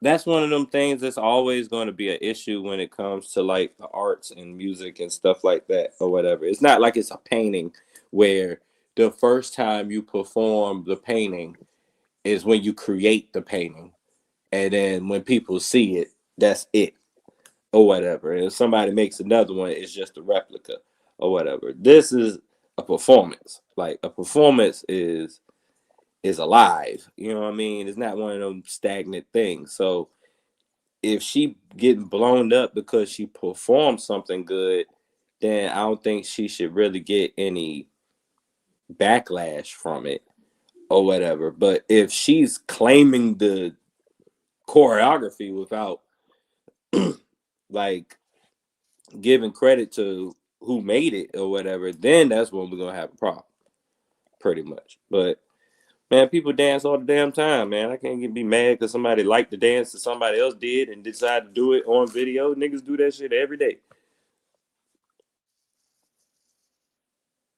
Phace, I think he. Space is there for you to chime in on it and give your take on it.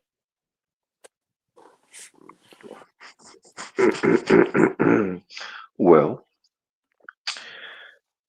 one was practice, one was freestyle. Anything that's practice is always going to be better than a freestyle off the cuff because you've had time to perfect your moves. You've had time to add a little flavor anywhere you want to. You've had time to, period. You've had time. Anything off the cuff is right there, original. What it is raw and uncut. I feel that those who hired the more polished person were looking at it as, hey, we know this person can perform and do just that, perform because she has the ability to practice this and show out. Where this other person was at a party and we don't really know if we put money to this, can she do that again? Because she looked like she was inebriated. Was it just a drunk dance that she just made up right there? And can she replicate it on command, on cue for money? In the business aspect, as on some other shit, hey, motherfuckers been taking shit from black people for decades. It's nothing new. I'm not surprised by it. If she is white and getting the glory from it, and the other one's not getting anything, not surprised at all. Um, Shit, it happened with music. It happened with dance.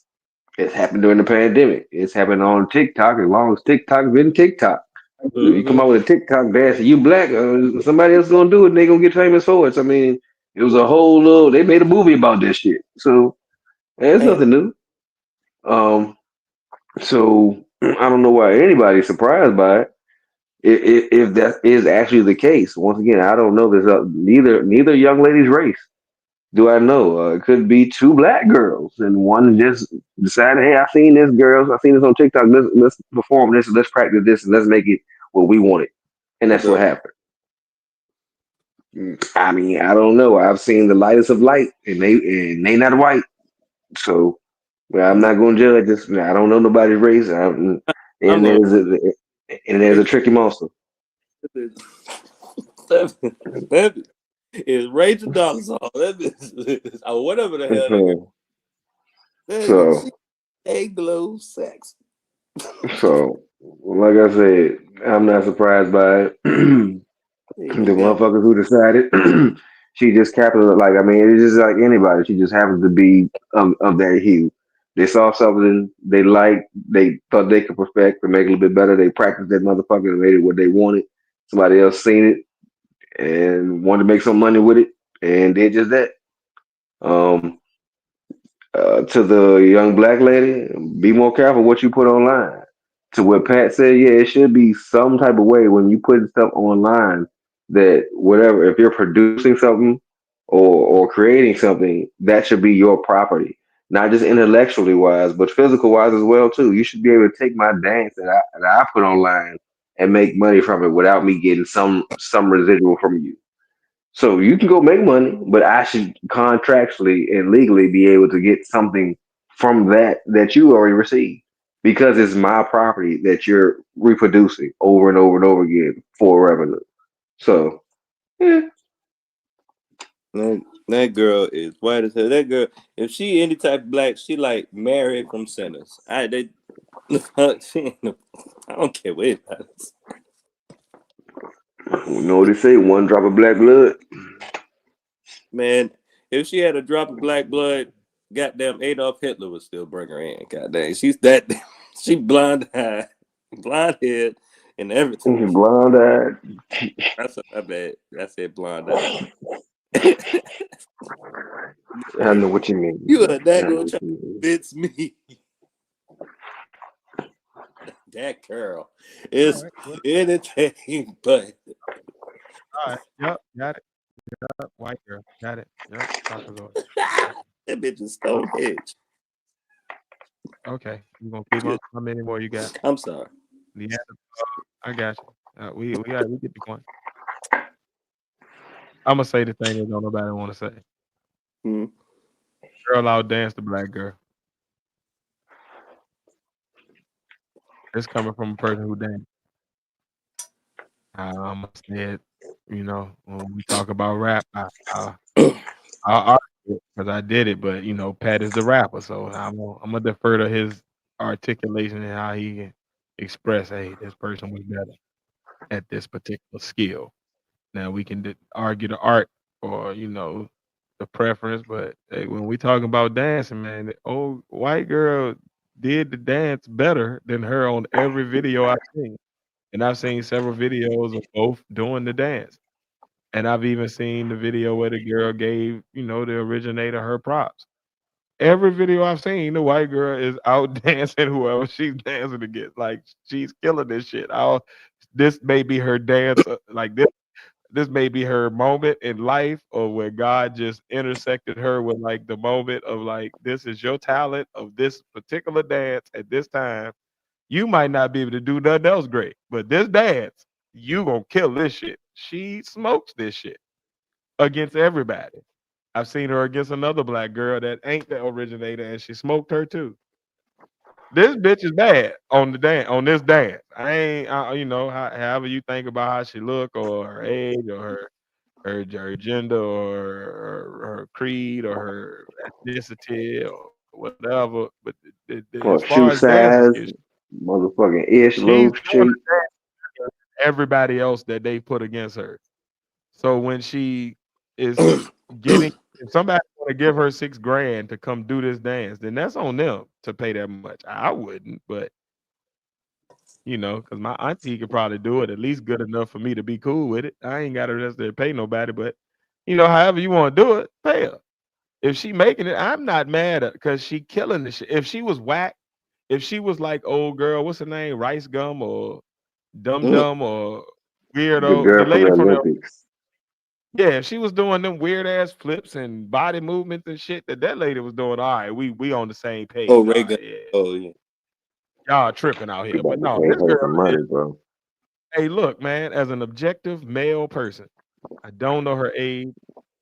God forgive me, but she looks better doing this dance than anybody else they put against her. No matter how dark the person was, no matter whether they made the dance or not. This dance particular. Now I don't know what other dances she do. She might suck at every dance. She might be straight ass cheeks at every other dance. I'm talking about can't electric slide for shit. But this damn dance right here, this bitch is doing this shit. I'm talking about she is flawless. Like, god damn, she adding in little extra inflections and little extra kicks and ooh, ooh, ooh. Call her what you want to call her, but she killing this damn dance. When I'm thinking about you, when I'm thinking about yeah, I wanna go downtown. Yeah, they doing And that. she doing. I'm in my house, boot scoot shuffling right along with her ass. Go ahead, kick that little foot up, girl. All right, yep. To the left, to the right. Grind it out. Oh yeah, I wanna go downtown. I'm talking about. I'm doing every step right along with her. Cause she killing this shit. I'm talking about like she's invited to my cookout. I don't know about everybody cookout, but my cookout, she coming. And I want you to pop this shit off. Soon as this song come on, I want you to be the first one out there, lady. You put them goddamn cowboy boots on and them damn Daisy Dukes, and you get on out there and get to shuffling. And knows how to do it. Goddamn it. My mama gonna like it. My auntie gonna enjoy it. You gonna get an extra plate from my uncle right off the grill. I'm talking about you ain't gonna have to wait for the burgers. You getting them shit straight off the grill, baby.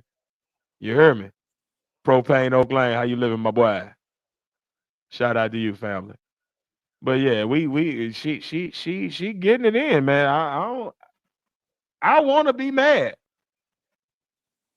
I want to be mad at old girl, but goddamn, hey, fuck Umar, nigga. That Snow Bunny is cooking on that goddamn. I don't know what the words is, but I want to go downtown. What I used to.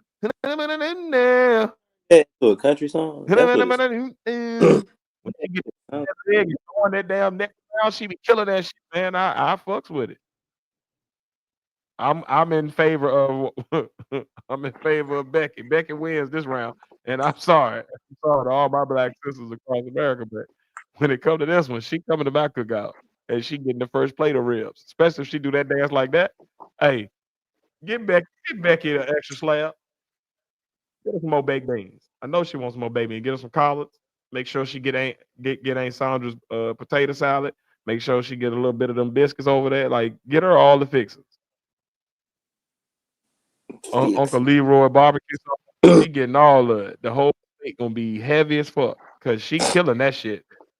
The swinging that goddamn neck and them damn legs get to kicking. Down. Boy, I fuck with it. I ain't mad at her. Go Becky. Y'all can fight me tomorrow. I want to hear an argument because I ain't heard nobody say she ain't good at dancing. Everybody just mad because the black girl ain't get the credit. Well, she gave the girl the credit. If she still do it better, then what the fuck? You want to be mad at her because she good? I'm tired of that shit. I ain't about to go with that. I'm with a lot of shit. And if she was out here sucking and she was out here still getting credit, cool. But that bitch ain't nobody out danced her yet. They ain't did it. They ain't did the look. And when I go down, when I used to, ain't seen nobody throw that neck and throw that foot harder than her yet, or get the little grind in. I ain't seen it, and I'm looking for it. I done seen all the originator videos. See, black folk, we too smooth. We want to be cool. That girl going for it. She like, I'm about to throw all this shit into it. Every bit, a little bit of hip bone I got. I ain't got but 2%, but I'm gonna throw it in there. And she just slanging that thing. Got somebody that you.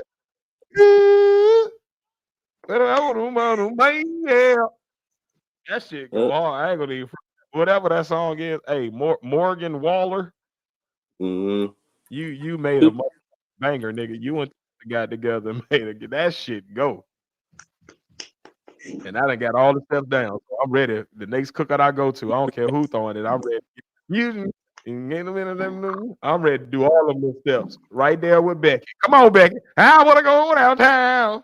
When I used to.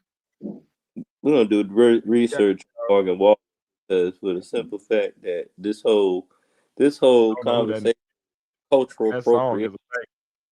Hey man, you want to call it? I'm gonna tell you what I call it. I call it damn hit. And that damn dance is fire, and that white girl killing everybody else. Out dancing, you disagree with me. I ain't about to argue about it off the how I feel. I'm a out dancer. Cause I ain't seen it yet. I've seen a whole bunch of people online argue about it, and I ain't seen not a damn motherfucking Negro do it better than her. So goddamn it, hey, Caucasus, Snow Bunny, you hopping better than the black people on this one. You keep on hopping, little girl.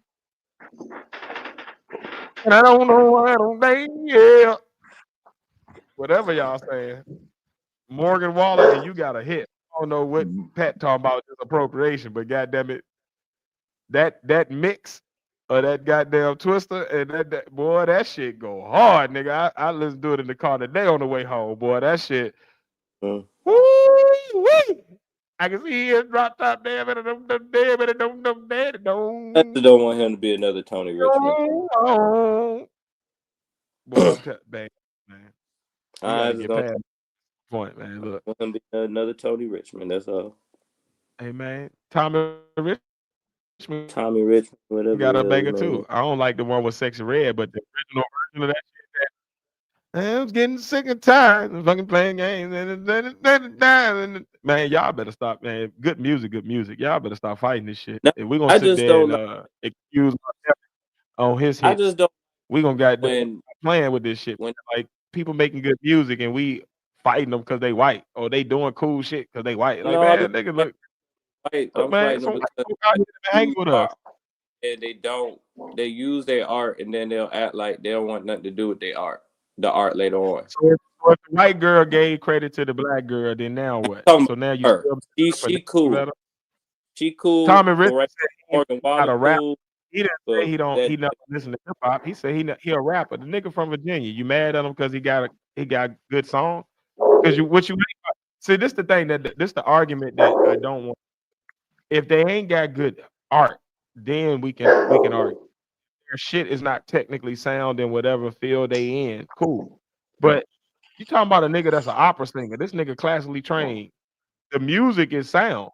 The beat is fire. He's harmonizing over it beautifully.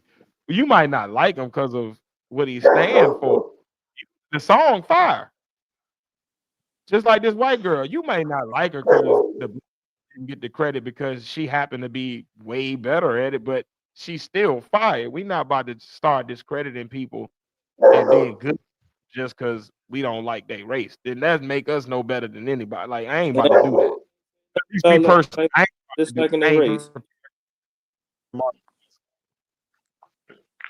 Pat the fucked enough white girls. I know. I ain't fucked I'm all just not them. making an argument. And I ain't even saying it off of no like sexually or nothing like that. What I'm saying is, if I'm better than you at something, I can't deny that like I ain't about to deny somebody being just good at something. Like, and like Tommy Rich making good music. Like I ain't heard but two singles from him. I've heard the remix to the second single. But the first version of that single is fire. The second single is like badly mixed. I don't know whether I don't know whether it was put out like against his will or like Sexy Red people just kind of let her hop on her wet, but it's like off kilter. It's something off about it. But that first version is fire. Like my son heard the shit and he in there and what it is, baby, what it is, baby, what like the shit go. It's a vibe. Like we not about to do this shit, man. Again, same thing with old white girl. Like she's fucking killing the dance. Am I supposed to be mad at her for killing the dance and like lie and be like, oh no, the other girl better because she made no? Like I might make a dance tomorrow, but if you do that shit better, then damn it, you just better at it. And if you get more flex off of it, then damn it, that's the hey shit, you killed that shit, nigga. Especially if you give me credit. And I ain't heard neither one of these. I ain't heard none of these people that we talking about like disregard somebody. It's kind of like the Eminem argument, like he can't be the best rapper because what he can't be is the best MC. He ain't gonna never move the crowd like a black person because we ain't gonna never feel him like a black person. But as far as being the best rapper, oh, he absolutely can be. Yes, he can. Because he's technically better than everybody else that we talk about as far as putting words together, entendres, similes, metaphors, alliteration, assonance. I'm talking about all the different literary tools you want to put together. He fucks it up. Couplets, triplets, multiple rhyme schemes in a verse.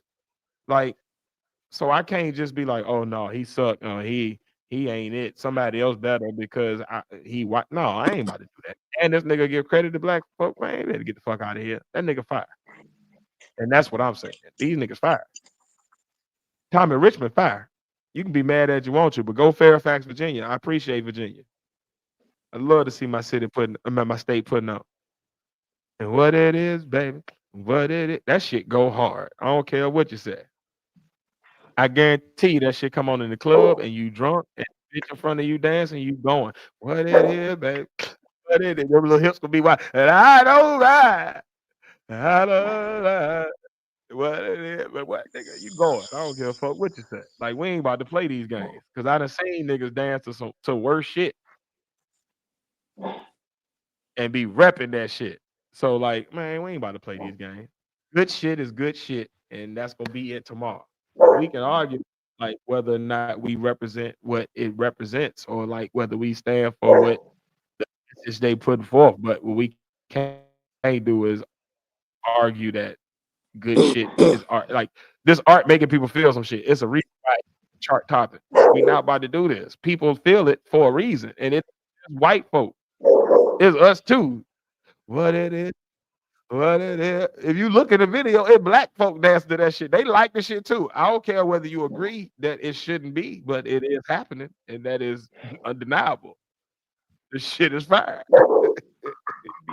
If you want to, nigga. Hey, look, when I go to the restaurant, I'm you back there cooking it. You might, if it's Chinese food, it might be Pedro back there. It might be Malik. It might be Daniel. It might be Szechuan. But I guarantee you, if the food come out fire, I don't give a fuck who put that rice on the plate. I'm gonna bite the fuck out of that. I know it better not be Tecumseh. Hey, look, no, Tecumseh can't cook nothing for me. But everybody else, hey, look, I don't give a damn who made it. Is it good? Then give it to me. Give me peace.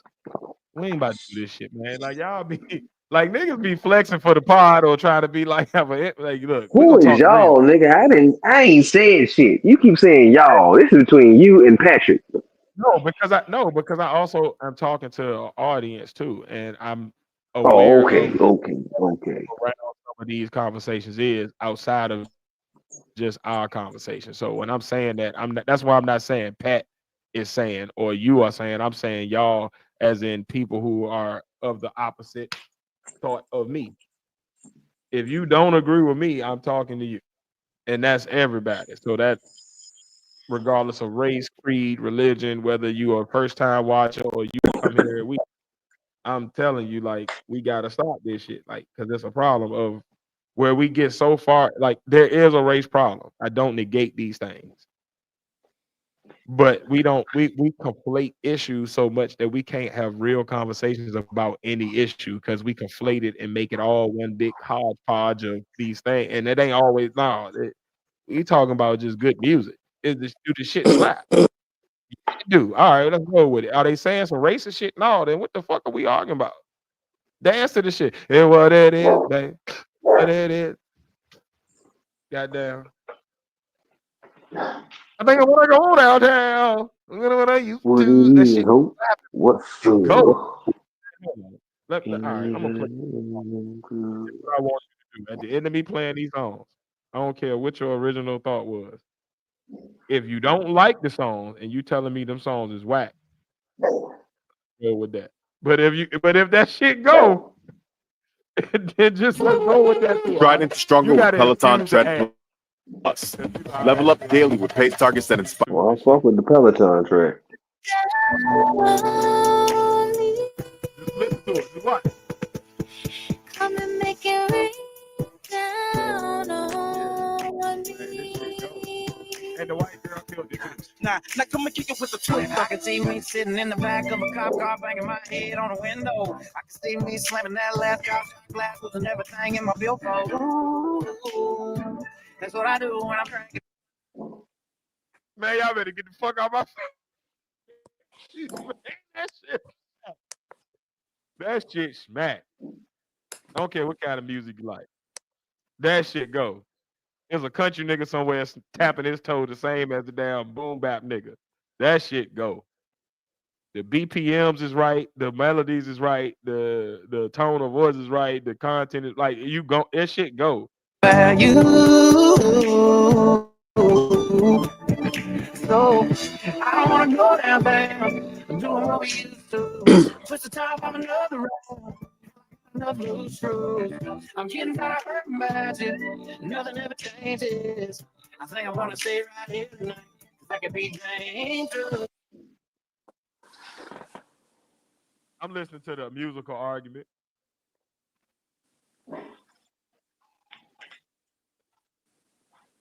Beautiful. Hey, look, you know what I love when it get quiet because that just.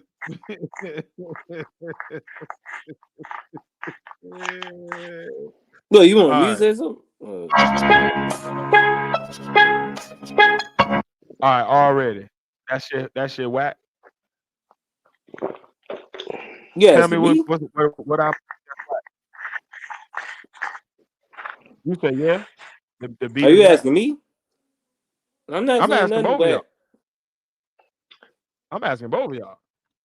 I ain't saying Well, nothing. I particularly like the beat. Audience, I particularly like the beat because it reminds me of Crime Mob or some crunk, some late crunk music.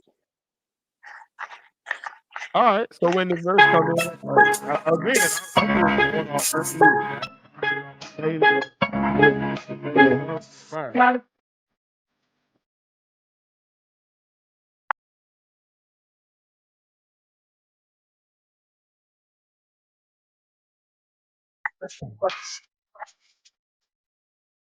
All right. It's whack. Tell me why. Again, anytime somebody want to disagree with me, I just need to hear the argument and see what the logic stand on. Because musically, hey, that Tommy Richmond acting a fool on that shit. That shit going. The beat hard, the choice of marimbas and steel drums over the deep 808s is fire. The tone of voice is dope just because that nigga's a singer, so he knows exactly what pitch to put it in. Yeah, yeah. This is where my argument stands. We love to discredit it because it's the low hanging fruit. I'll discredit the argument if it goes against my race or it allows my race not to be number one. Yet we ain't always number one. It's a white dude that won the marathon a year over the Kenyans and the other African nations that are usually the beasts of that shit. But that nigga won. We gonna take that nigga medal away because he was white? That's my argument. Hey man, good shit is good shit, man. And that's the main problem now. Everybody like so stuck on like status or some or who it came from instead of just what is the service? Is the product good? If the product good, snort that shit, nigga. Get that booger sugar in you. If it's watered down and it ain't good, then leave it alone. Don't shoot it if it ain't blue magic. But if it's that fire, hey,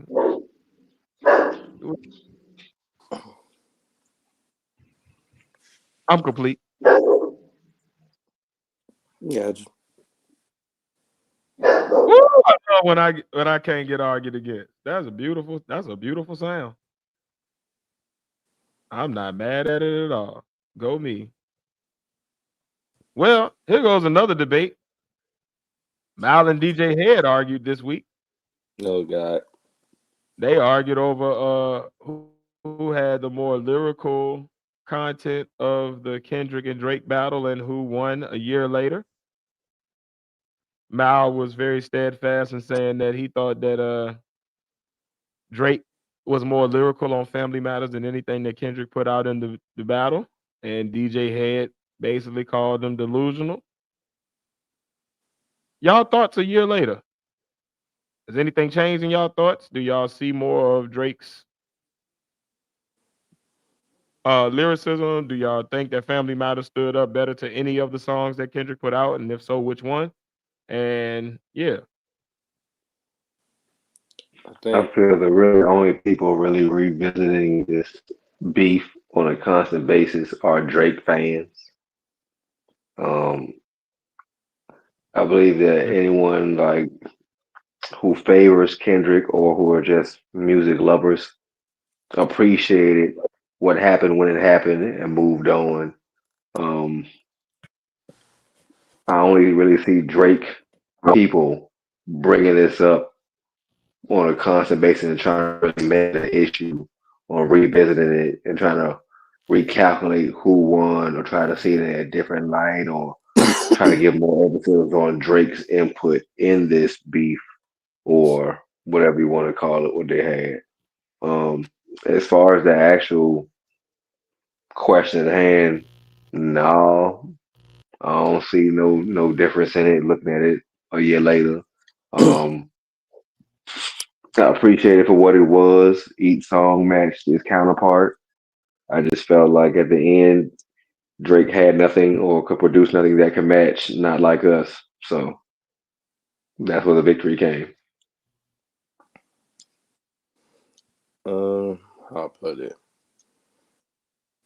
If you're talking with Family Matters, okay, it's Drake. So with Drake, it kind of feels more like a style war. So if you a person that don't that listens to how to say just listens to mainstream rap pretty much, then you're gonna feel you're gonna feel like it's gonna be more lyrical because it goes with that same basic structure of writing a rhyme and 4 bars, punchline, stuff like that. But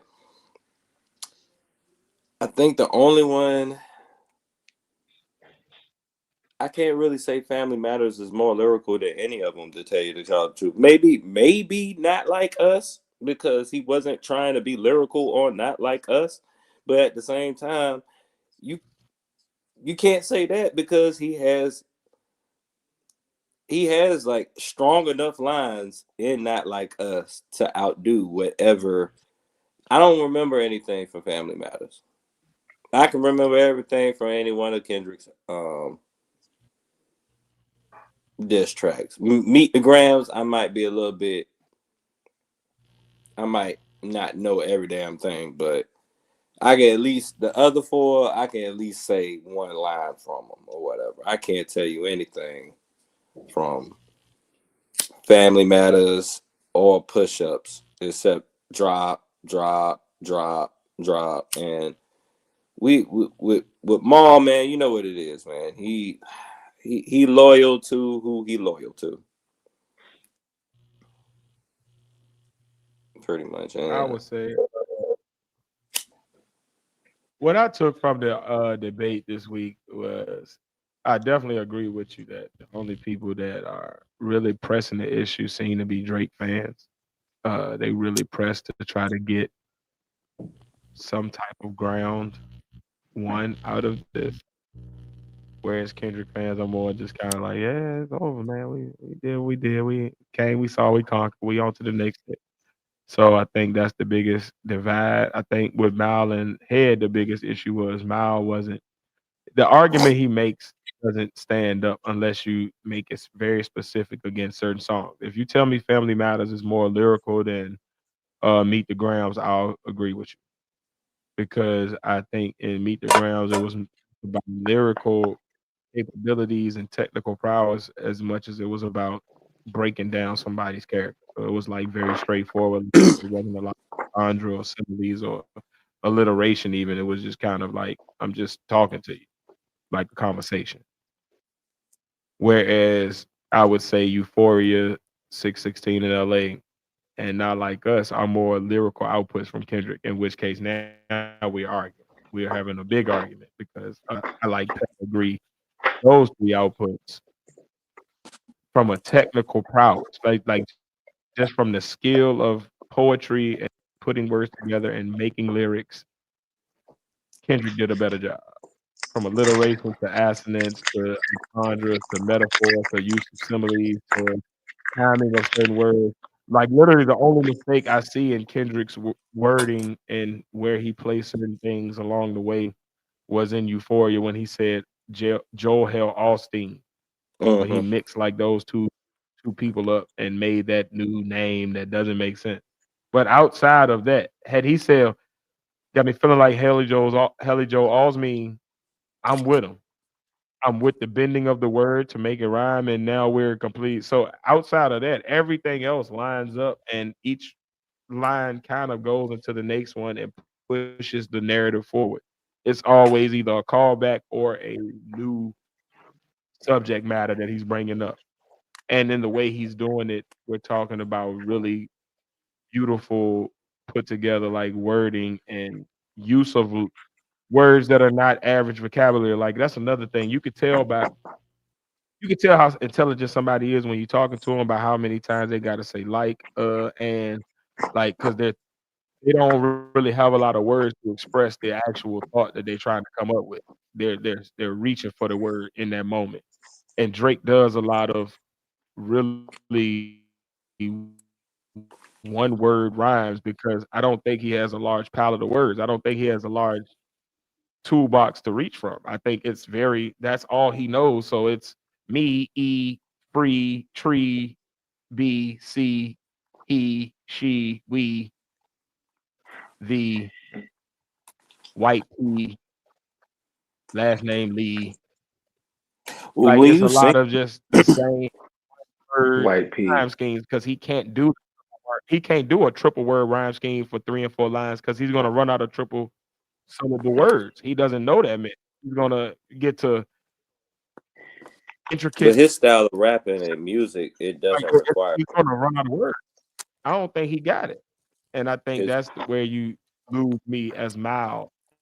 And that's where the delusion comes from of like, are you listening to what's happening? Like I feel you on all right, Family Matters against a specific song, you might have an argument. We can talk. I'll roll with you. I'm not opposed to that, but just from a technical aspect, there's not a song outside of Family Matters. I mean, Meet the Grams that you can say is technically just worse than Family Matters.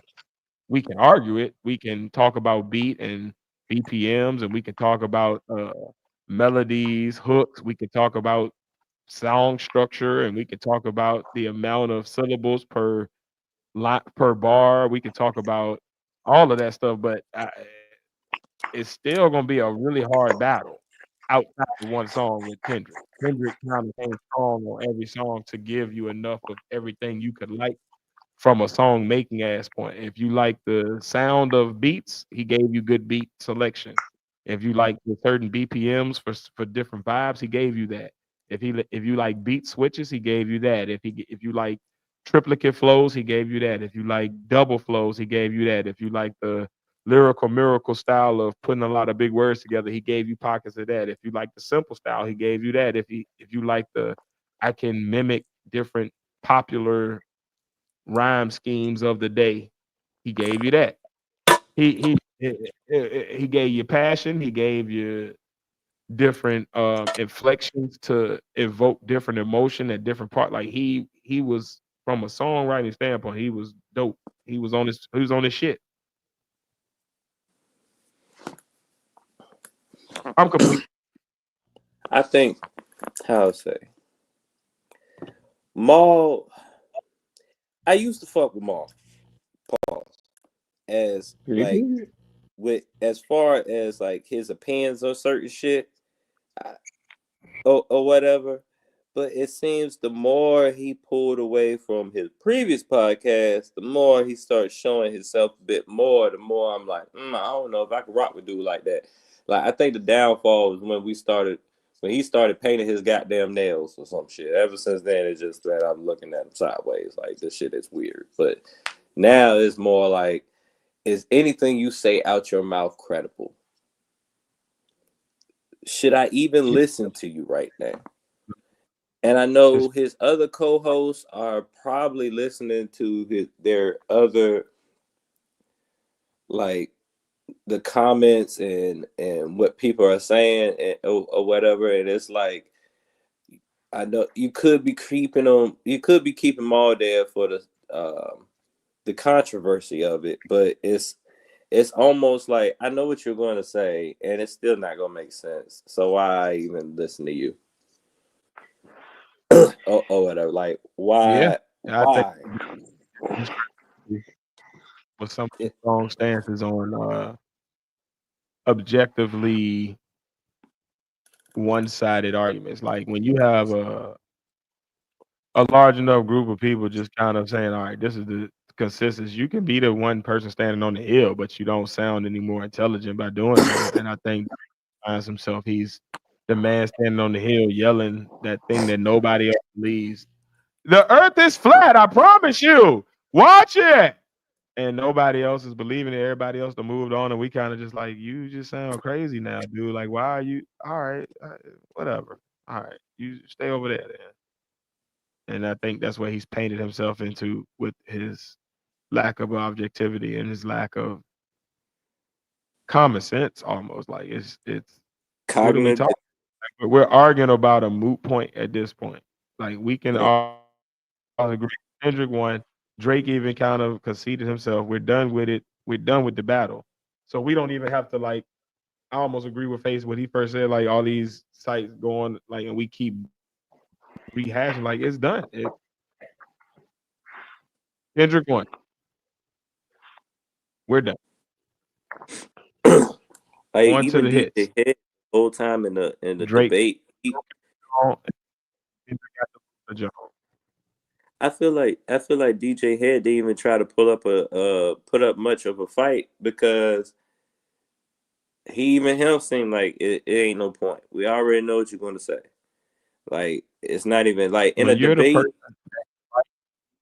this is where we at. DJ Head is the dude. He on the side of my team. We whooped y'all ass already.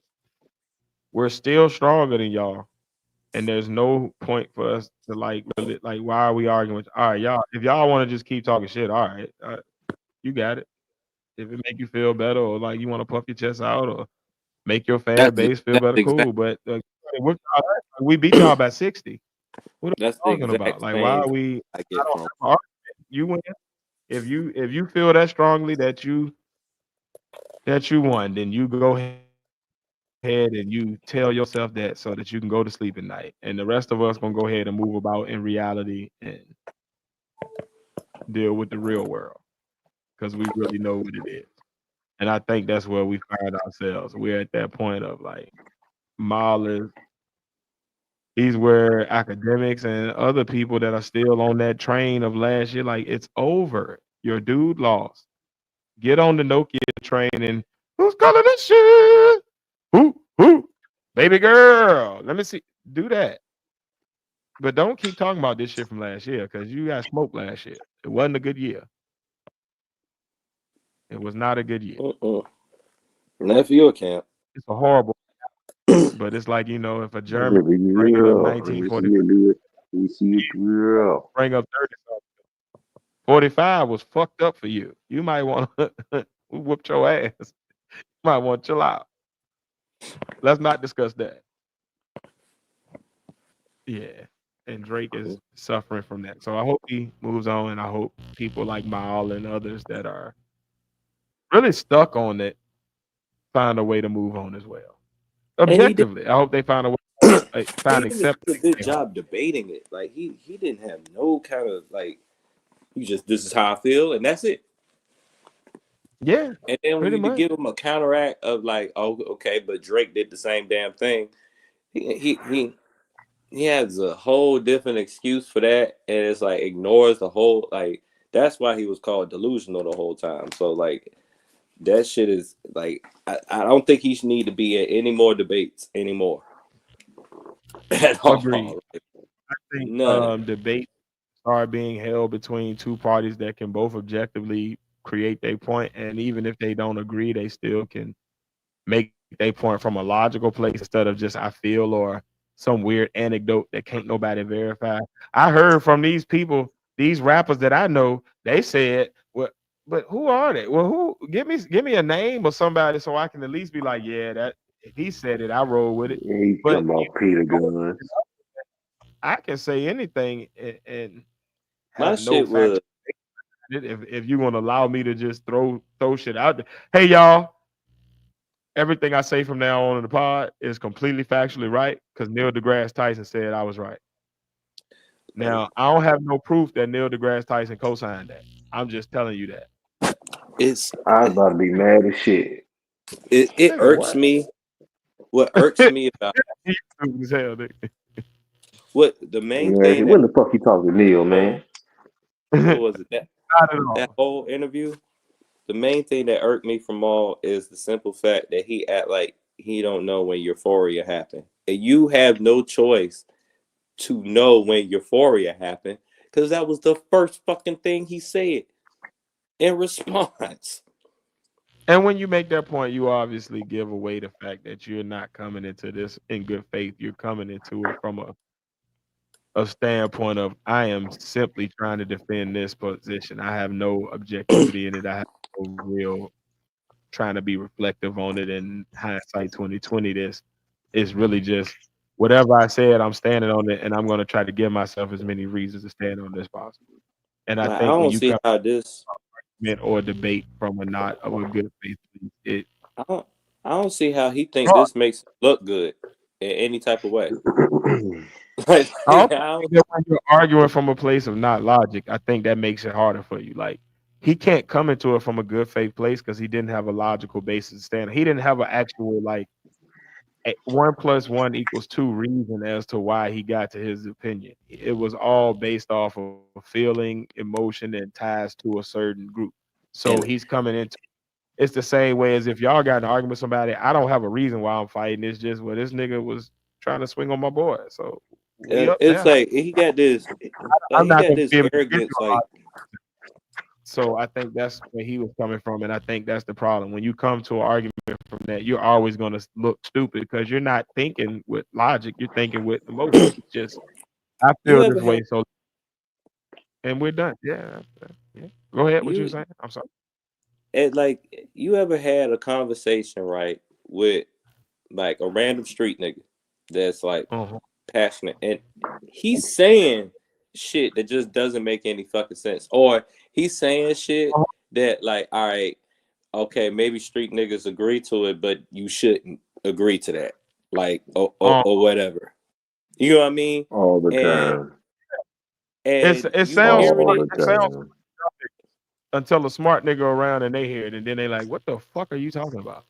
yeah, like you listen to him and Uh-huh. he's saying shit and it sound cool, but it makes no fucking sense.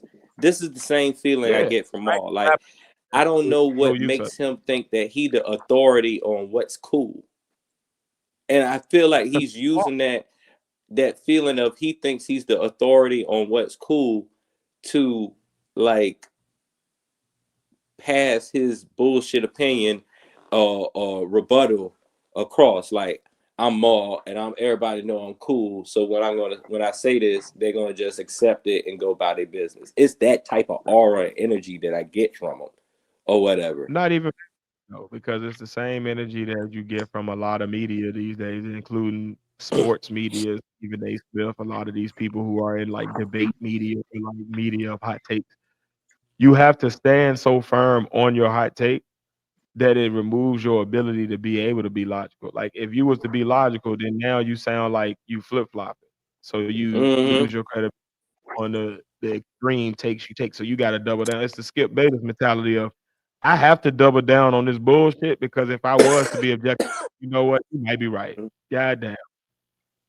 Then now I look crazy because I stood so firmly on it in the first place, as opposed to just putting it out there as like, well, this is what my logic tell me, and then being able to pivot if you happen to be wrong with more facts come out. But that's the problem. Mal and Rory and a lot of these dudes, they say the wildest shit,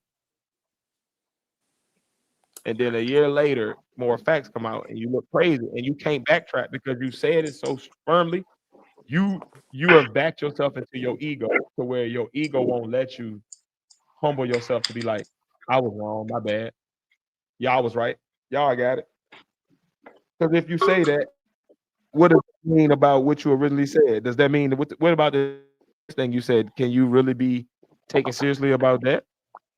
Does your logic actually hold firm? Do you even have a logical stand on anything you say?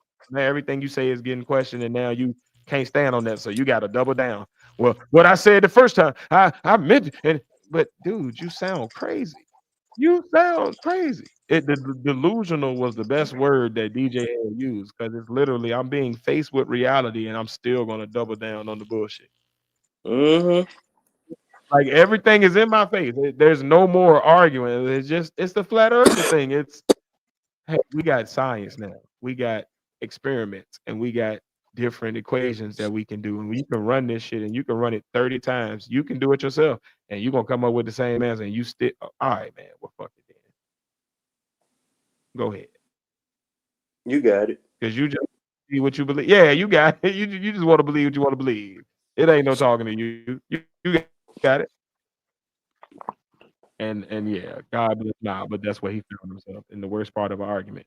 But I can tell you something that's gonna definitely start an argument, and it starts one every week. And we're gonna see if this week it'll be a little more peaceful. But we're about to go into it, y'all. The sensation that's been sweeping the nation, the the #1 debate segment of any podcast. It's time for Tiz's top three.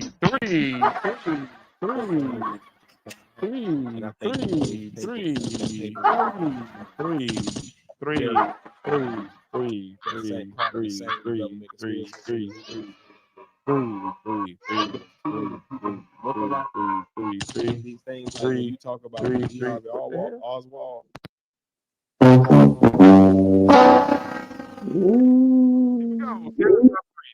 His top three is the top three. We might have done this before, but I don't remember it, so I put it again. But the top three ethnicities of food. So when you go out to eat, or you ordering out DoorDash, you asking the family what they want to eat, you out with the boys. Hey man, we about to pull up at this spot. You out with the old lady. Let's go on a date to this spot. What's your top ethnicities of food? Um, my first one, I think it's a general. Everybody kind of likes it. I'm gonna start with Italian. It's That easy. It's low hanging fruit. Most people like something from the Italian menu, whether it's veal, whether it's chicken cutlets, whether it's spaghetti, fettuccine, Alfredo, whether it's lasagna, whether it's you know chicken marsala, chicken parmesan, whether it's chicken carbonara. You got a bunch of different options, but Italian usually go hard and everybody like it. And yeah, Italian. It's good, it's robust, it's filling. Got a lot of different choices, no matter what your palate takes, or whether you pescatarian or vegetarian or vegan or whatever. You can find something that you like. Yeah, Italian. I know. Molto bella. well, yeah, we definitely ain't going to argue with that because that was my first one too. Yay! Got it. Yeah, I fuck with it. Oh, gotta get that Italiano. Now it's Yeah. yours. Well, I said Italian is my first. Okay. Just give me that good old Hispanic. Okay. When you say Hispanic, you talking about Mexican or you talking about Spanish? I feel like we're talking about two different foods, but similar. I'm going more Spanish food. Mexican, you can Talking about that Puerto can be in Rican. there too, but yeah, Oh, okay. General Latin foods. Mm-hmm. yeah. Okay. So not just the taco burrito, but also the arroz con pollo, the paella, the different hmm okay. Dishes We and shit. cooking with gas. I, my only down to theirs is if it's hot outside. Whew. Mm-hmm. Eat I see inside. why they drink a lot of like pineapple sodas and shit. Cause that shit, boy, you be hot as a motherfucker, boy. Your mouth be on fire, sweating and shit. Nigga can fuck around and bust a must eating that shit out in the wrong. Yeah, pick your climate for that. And you know what? I'ma roll with you because Imma say my second one is Jamaican food. And that's similar to that same got that same kick to it of like that jerk seasoning, just like, all right, depending on the day, whew, nigga. Ah, mm, we sound like Pat when he lying. Ah, ah, mm, I got it. whew, I got lot of steam out here. that I Talking about call. nigga nose sweating, collar wet. Yeah, it get rough. You eat that shit on all day. True, Go ahead, true. Pat. You were saying? Uh, it's Filipino food. Lumpia. I don't know a lot about other than lumpia. That's all I know is lumpia, and that's just because Face used to eat them shits like every day at the shop. Like if he didn't eat them, I could to this day not tell you. I would think they were small fish or something weird. That like I mean, like what's that? Something indigenous to the Amazon? What you talking about? Lumpias. What is that? Little creatures, capybaras. Lumpia. Nothing but I don't Filipino know. egg Like roll. yeah, so yeah. I found out just about this just for the Face. So I don't know shit about Filipino outside of that. So whatever else they eat, you got me. I had a back So in high school, I had a homeboy in the neighborhood, and he was Filipino, and we would chill over there from time to time. They have like little get-togethers and stuff, or what, Mm-hmm. and they had like I don't know, they had this. It was like this beef dish, and it was like it was a certain type of chicken, like it had some type of sauce on it too, but. I was the one, I don't even eat that much. I'm very picky about that. But that's the one time I Filipino went. beef and the salted chicken. Yeah, I want Somebody to put try the it now. beef in the chicken. I never had Filipino food. I still haven't had lumpia to this day. I couldn't tell you what it tastes like. I literally just know the name Boy, you because gotta get some lumpia in that damn sauce, boy. for lunch every day, and I'm going to get like a burger and some fries or something. Nigga, go get these lumpia. Go get these I'm lumpia. gonna say So I just I'm gonna say this: thing. if the dish smells bad to me, like it's the normal smell of it, it smells bad. I can't eat that shit. I ain't gonna lie. And there's some dishes that people love that I be like, that shit does not smell right to me, and I still can't. I know this is out the blue, but that's that's why I say it's kind of hard for I me ain't to mad pick. at you. That's how I feel about eggs. Like I can't be in the house Mm. if someone's um, cooking Well, see, I'm gonna go to some smells because next food does have, depending on what the dish is, they do have some smells. I'm gonna go to mhm, American soul food. them. Yes, mhm. Because Lord. you catch, I got because to include the soul food, I have to include it all. So I gotta include also the chitlins and all that shit, as Yeah. well as the collard macaroni and cheese, the mashed Mm, potato, yeah. the stuff in Yeah. the chicken, the fried chicken, the Mm-hmm. ribs, the Mm-hmm. barbecue. Mm-hmm. I got Mm-hmm. included all of them included. So I got to go with it. But what I'm mostly talking about when I'm talking about American soul food is your staples, your backyard barbecue staples. Your I'm going to auntie house or grandma house after church staples. Your fried chicken, your ribs, your cornbread, your macaroni and cheese, your stuffing, your collard greens, your cabbage, baked beans, lima beans, black eyed peas, mac and cheese, what you talking about? Turkey necks, turkey legs, um, the normal shit that you gonna eat. Fried fish, barbecue of all kinds, yeah, the shit that grandma gonna have when she got that little flap on the back of her arm and it's shaking as she danced to her gospel songs or whatever she listening to as she Ooh, season that shit up. Like upside your head. everybody grew up eating. Like if I'm going like I ain't never had like a soul food at Pat's crib, but if you've ever been to Phace's Graham's crib for a dinner, or if you ever been to Miami Make it crib back in the day for a dinner, then you know what I'm talking about. That kind of food. The shit that yo. So we ain't about to move for like the next 4 5 hours. We here for a minute. I know we were supposed to go out tonight, but now we done got stuck. Like fuck it. Guess we can go ahead, rent a movie or play the game or something, cause we here now. Hey, Grounds, ain't Mickey, you got a pillow on the blanket? We gonna be on this couch. I ain't going nowhere. That type of food that hit heavy in your hips. You want to move, but you can't. Mad at yourself because you can't. And I would even include in soul food them breakfasts too. So the cream of wheat, the oatmeal, the grits and shrimp, and the fish and grits, and the goddamn bacon and eggs and sausages and all that. All that them red hot links that be split open that you put on there on the bread with the mustard. My mom used to All love that them. shit. Does she still Boy, I'm do it? talking about all the nigga foods. The ones that everybody love. I don't care what your race is. Everybody eat it. Have you ever seen the videos on YouTube of Koreans, Japanese people, and shit like that eating soul food for the first time, and the way their eyes buck, like, oh Mhm. my, oh my god, you, oh dear, oh yeah, yeah. Give me more. They be wanting that shit. That shit, like you can see they whole like the dopamine rush just fucked them up of how good that shit has been seasoned because they ain't never tasted nothing like that. Even the European, I be watching the little European kids, the little British kids.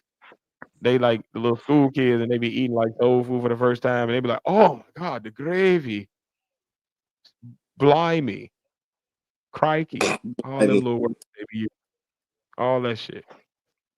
But yeah, that shit fire, man. American soul food, that my number one, and I'm done with uh, it.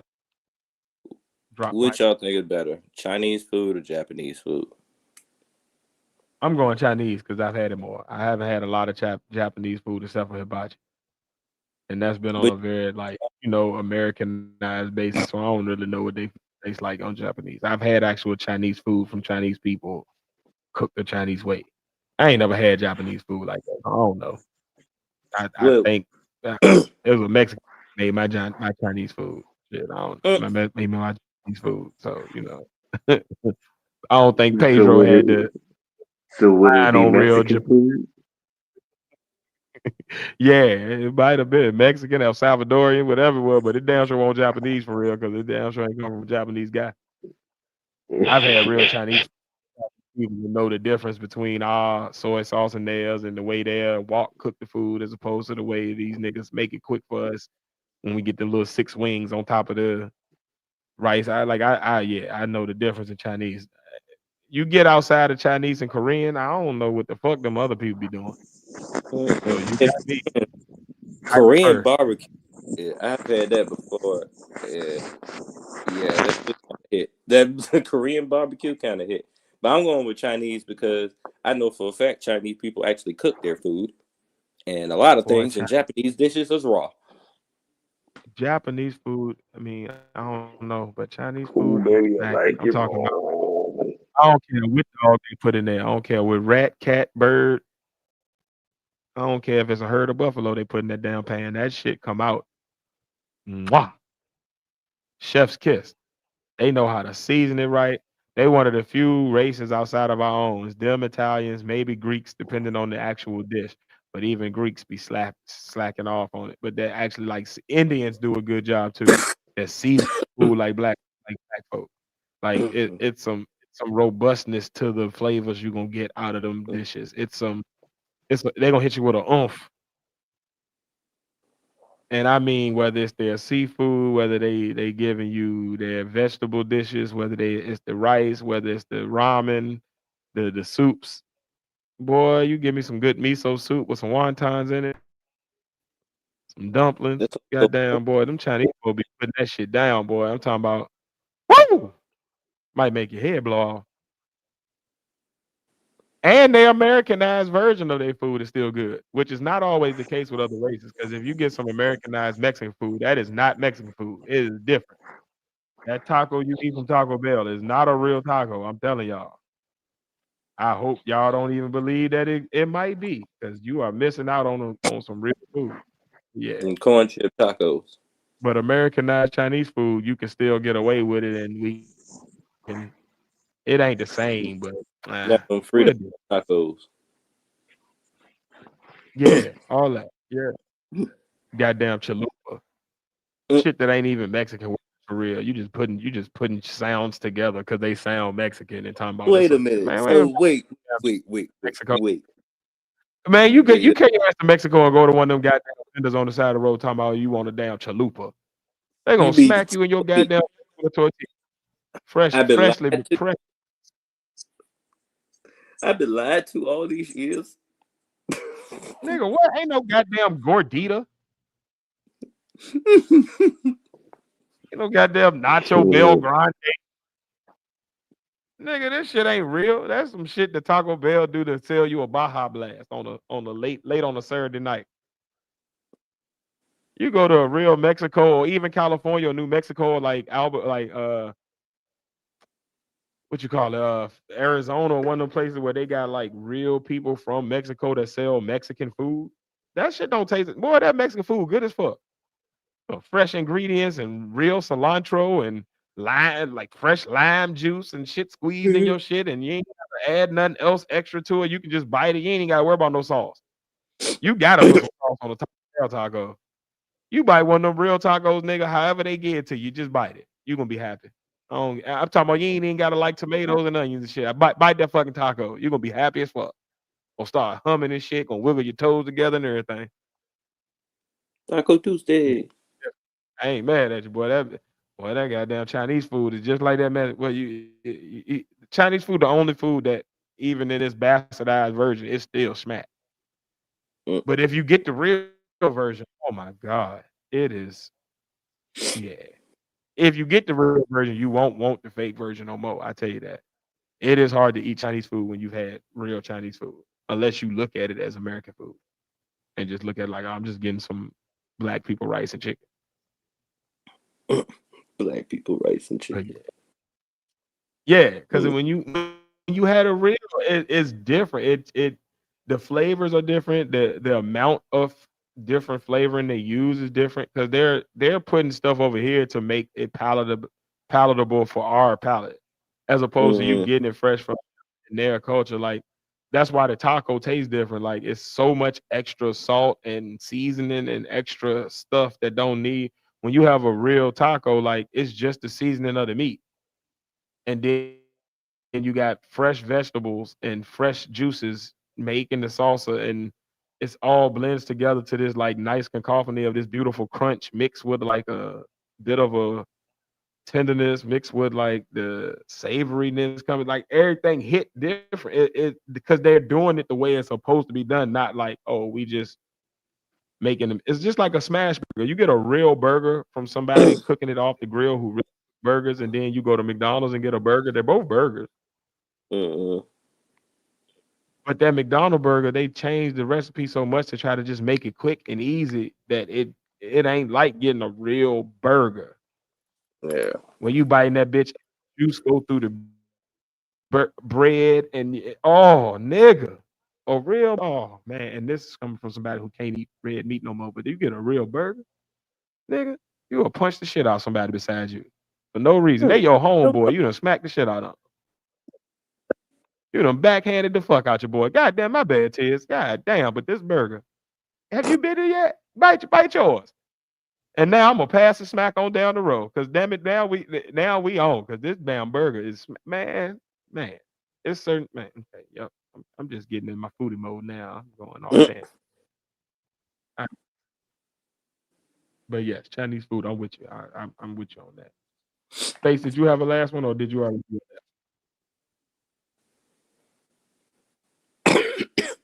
that?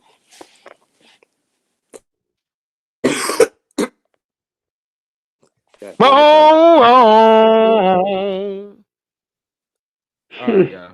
Well, and that man, y'all let us know what y'all favorite foods are down below. Y'all let us know what y'all thoughts are on the Drake versus battle a year later. Was Milo or DJ Head right? And did Jay Barbie do cultural appropriation? Or is she just a really good dancer that's getting credit for her really good dancing? And what do y'all think about reparations? Should it be equitable? Should it be equality? Should it be a cash influx? Should it be land? Should it be a mixture of different things? What are your thoughts on reparations? Y'all let us know down there in the comments. Shout out to Propane Oaklane, Last Call, Black Anonymous, Stephanie Collins, and Inexpensive Generation 4S. Whatever that is, I think that's about. But whatever. Shout out to y'all for showing up. We appreciate y'all. Yeah, man. Oh shit. That I was gonna us, man. Y'all let us know what y'all thought in the comments below, man. As you can see down below on the ticker, that's how you can support financially if you want to until we get monetized. If you want to holler at us and buy something for your money and you want to actually get something in return for your money, Face, how can they do that? Well, you can go to the damn store, artradeclothing.com. ARTRE No, we won't spell clothing. I refuse to. But what I will do is give you 20% off or whatever you want just by going to the page. Promo code top of the page. Promo code top of the page. Only place you can get the official Podnas podcast merchandise, everything from socks to a hat and everything in between. Also, only place you can get AC83 merchandise, my original, my original design merchandise. Come check it out, man. It's worth a look. Indeed, indeed. And if the link don't work, just type in our trade clothing in your browser, Google, Mozilla, whatever, and it'll pop right up. Pat, if they want to talk to us offline, if they want to holler at us after they done bought their merch, send us a picture, or they just want to continue conversation offline, how can they do that on other platforms? @THEPODNAS. That's @THEPODNAS, and that's all of our social medias: Twitter, Twitch, Blue Sky, X, Twitter, whatever they call it right now, Instagram, and on Facebook, Tiz, Phace, Pat are the partners. Indeed. And as always, man, appreciate y'all for showing up to this conversation. Continue it in the comments below. Holler at us offline and holler at us on all the social media. And as always, I've been 1/3 of the partners. Oh, go ahead. Tiz, Yes, sir. I just realized something. I forgot to tell you. Yeah. I saw Thunderbolts. Yeah. Marvel might be back. Have not Oh, seen that shit it. hot. That shit hot. This week. Yeah.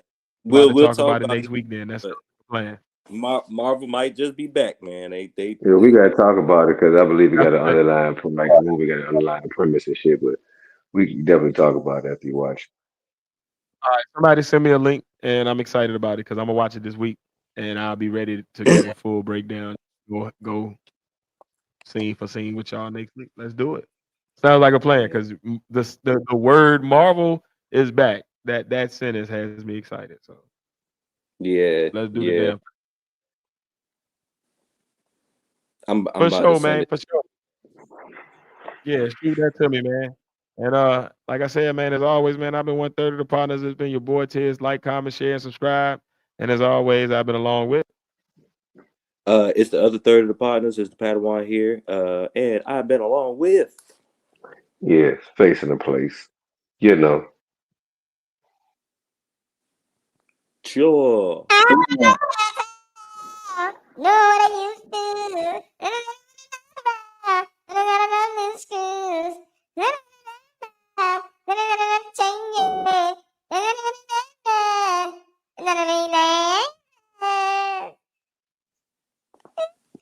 Mm-hmm. Peace out, niggas, man. We see y'all next week. Let us know what y'all thought in the comments below. Holla back, and we out. Every day I'm hustling.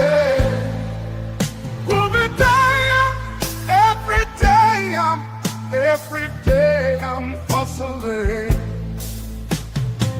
Who the fuck you think you fucking with? I'm the fucking boss.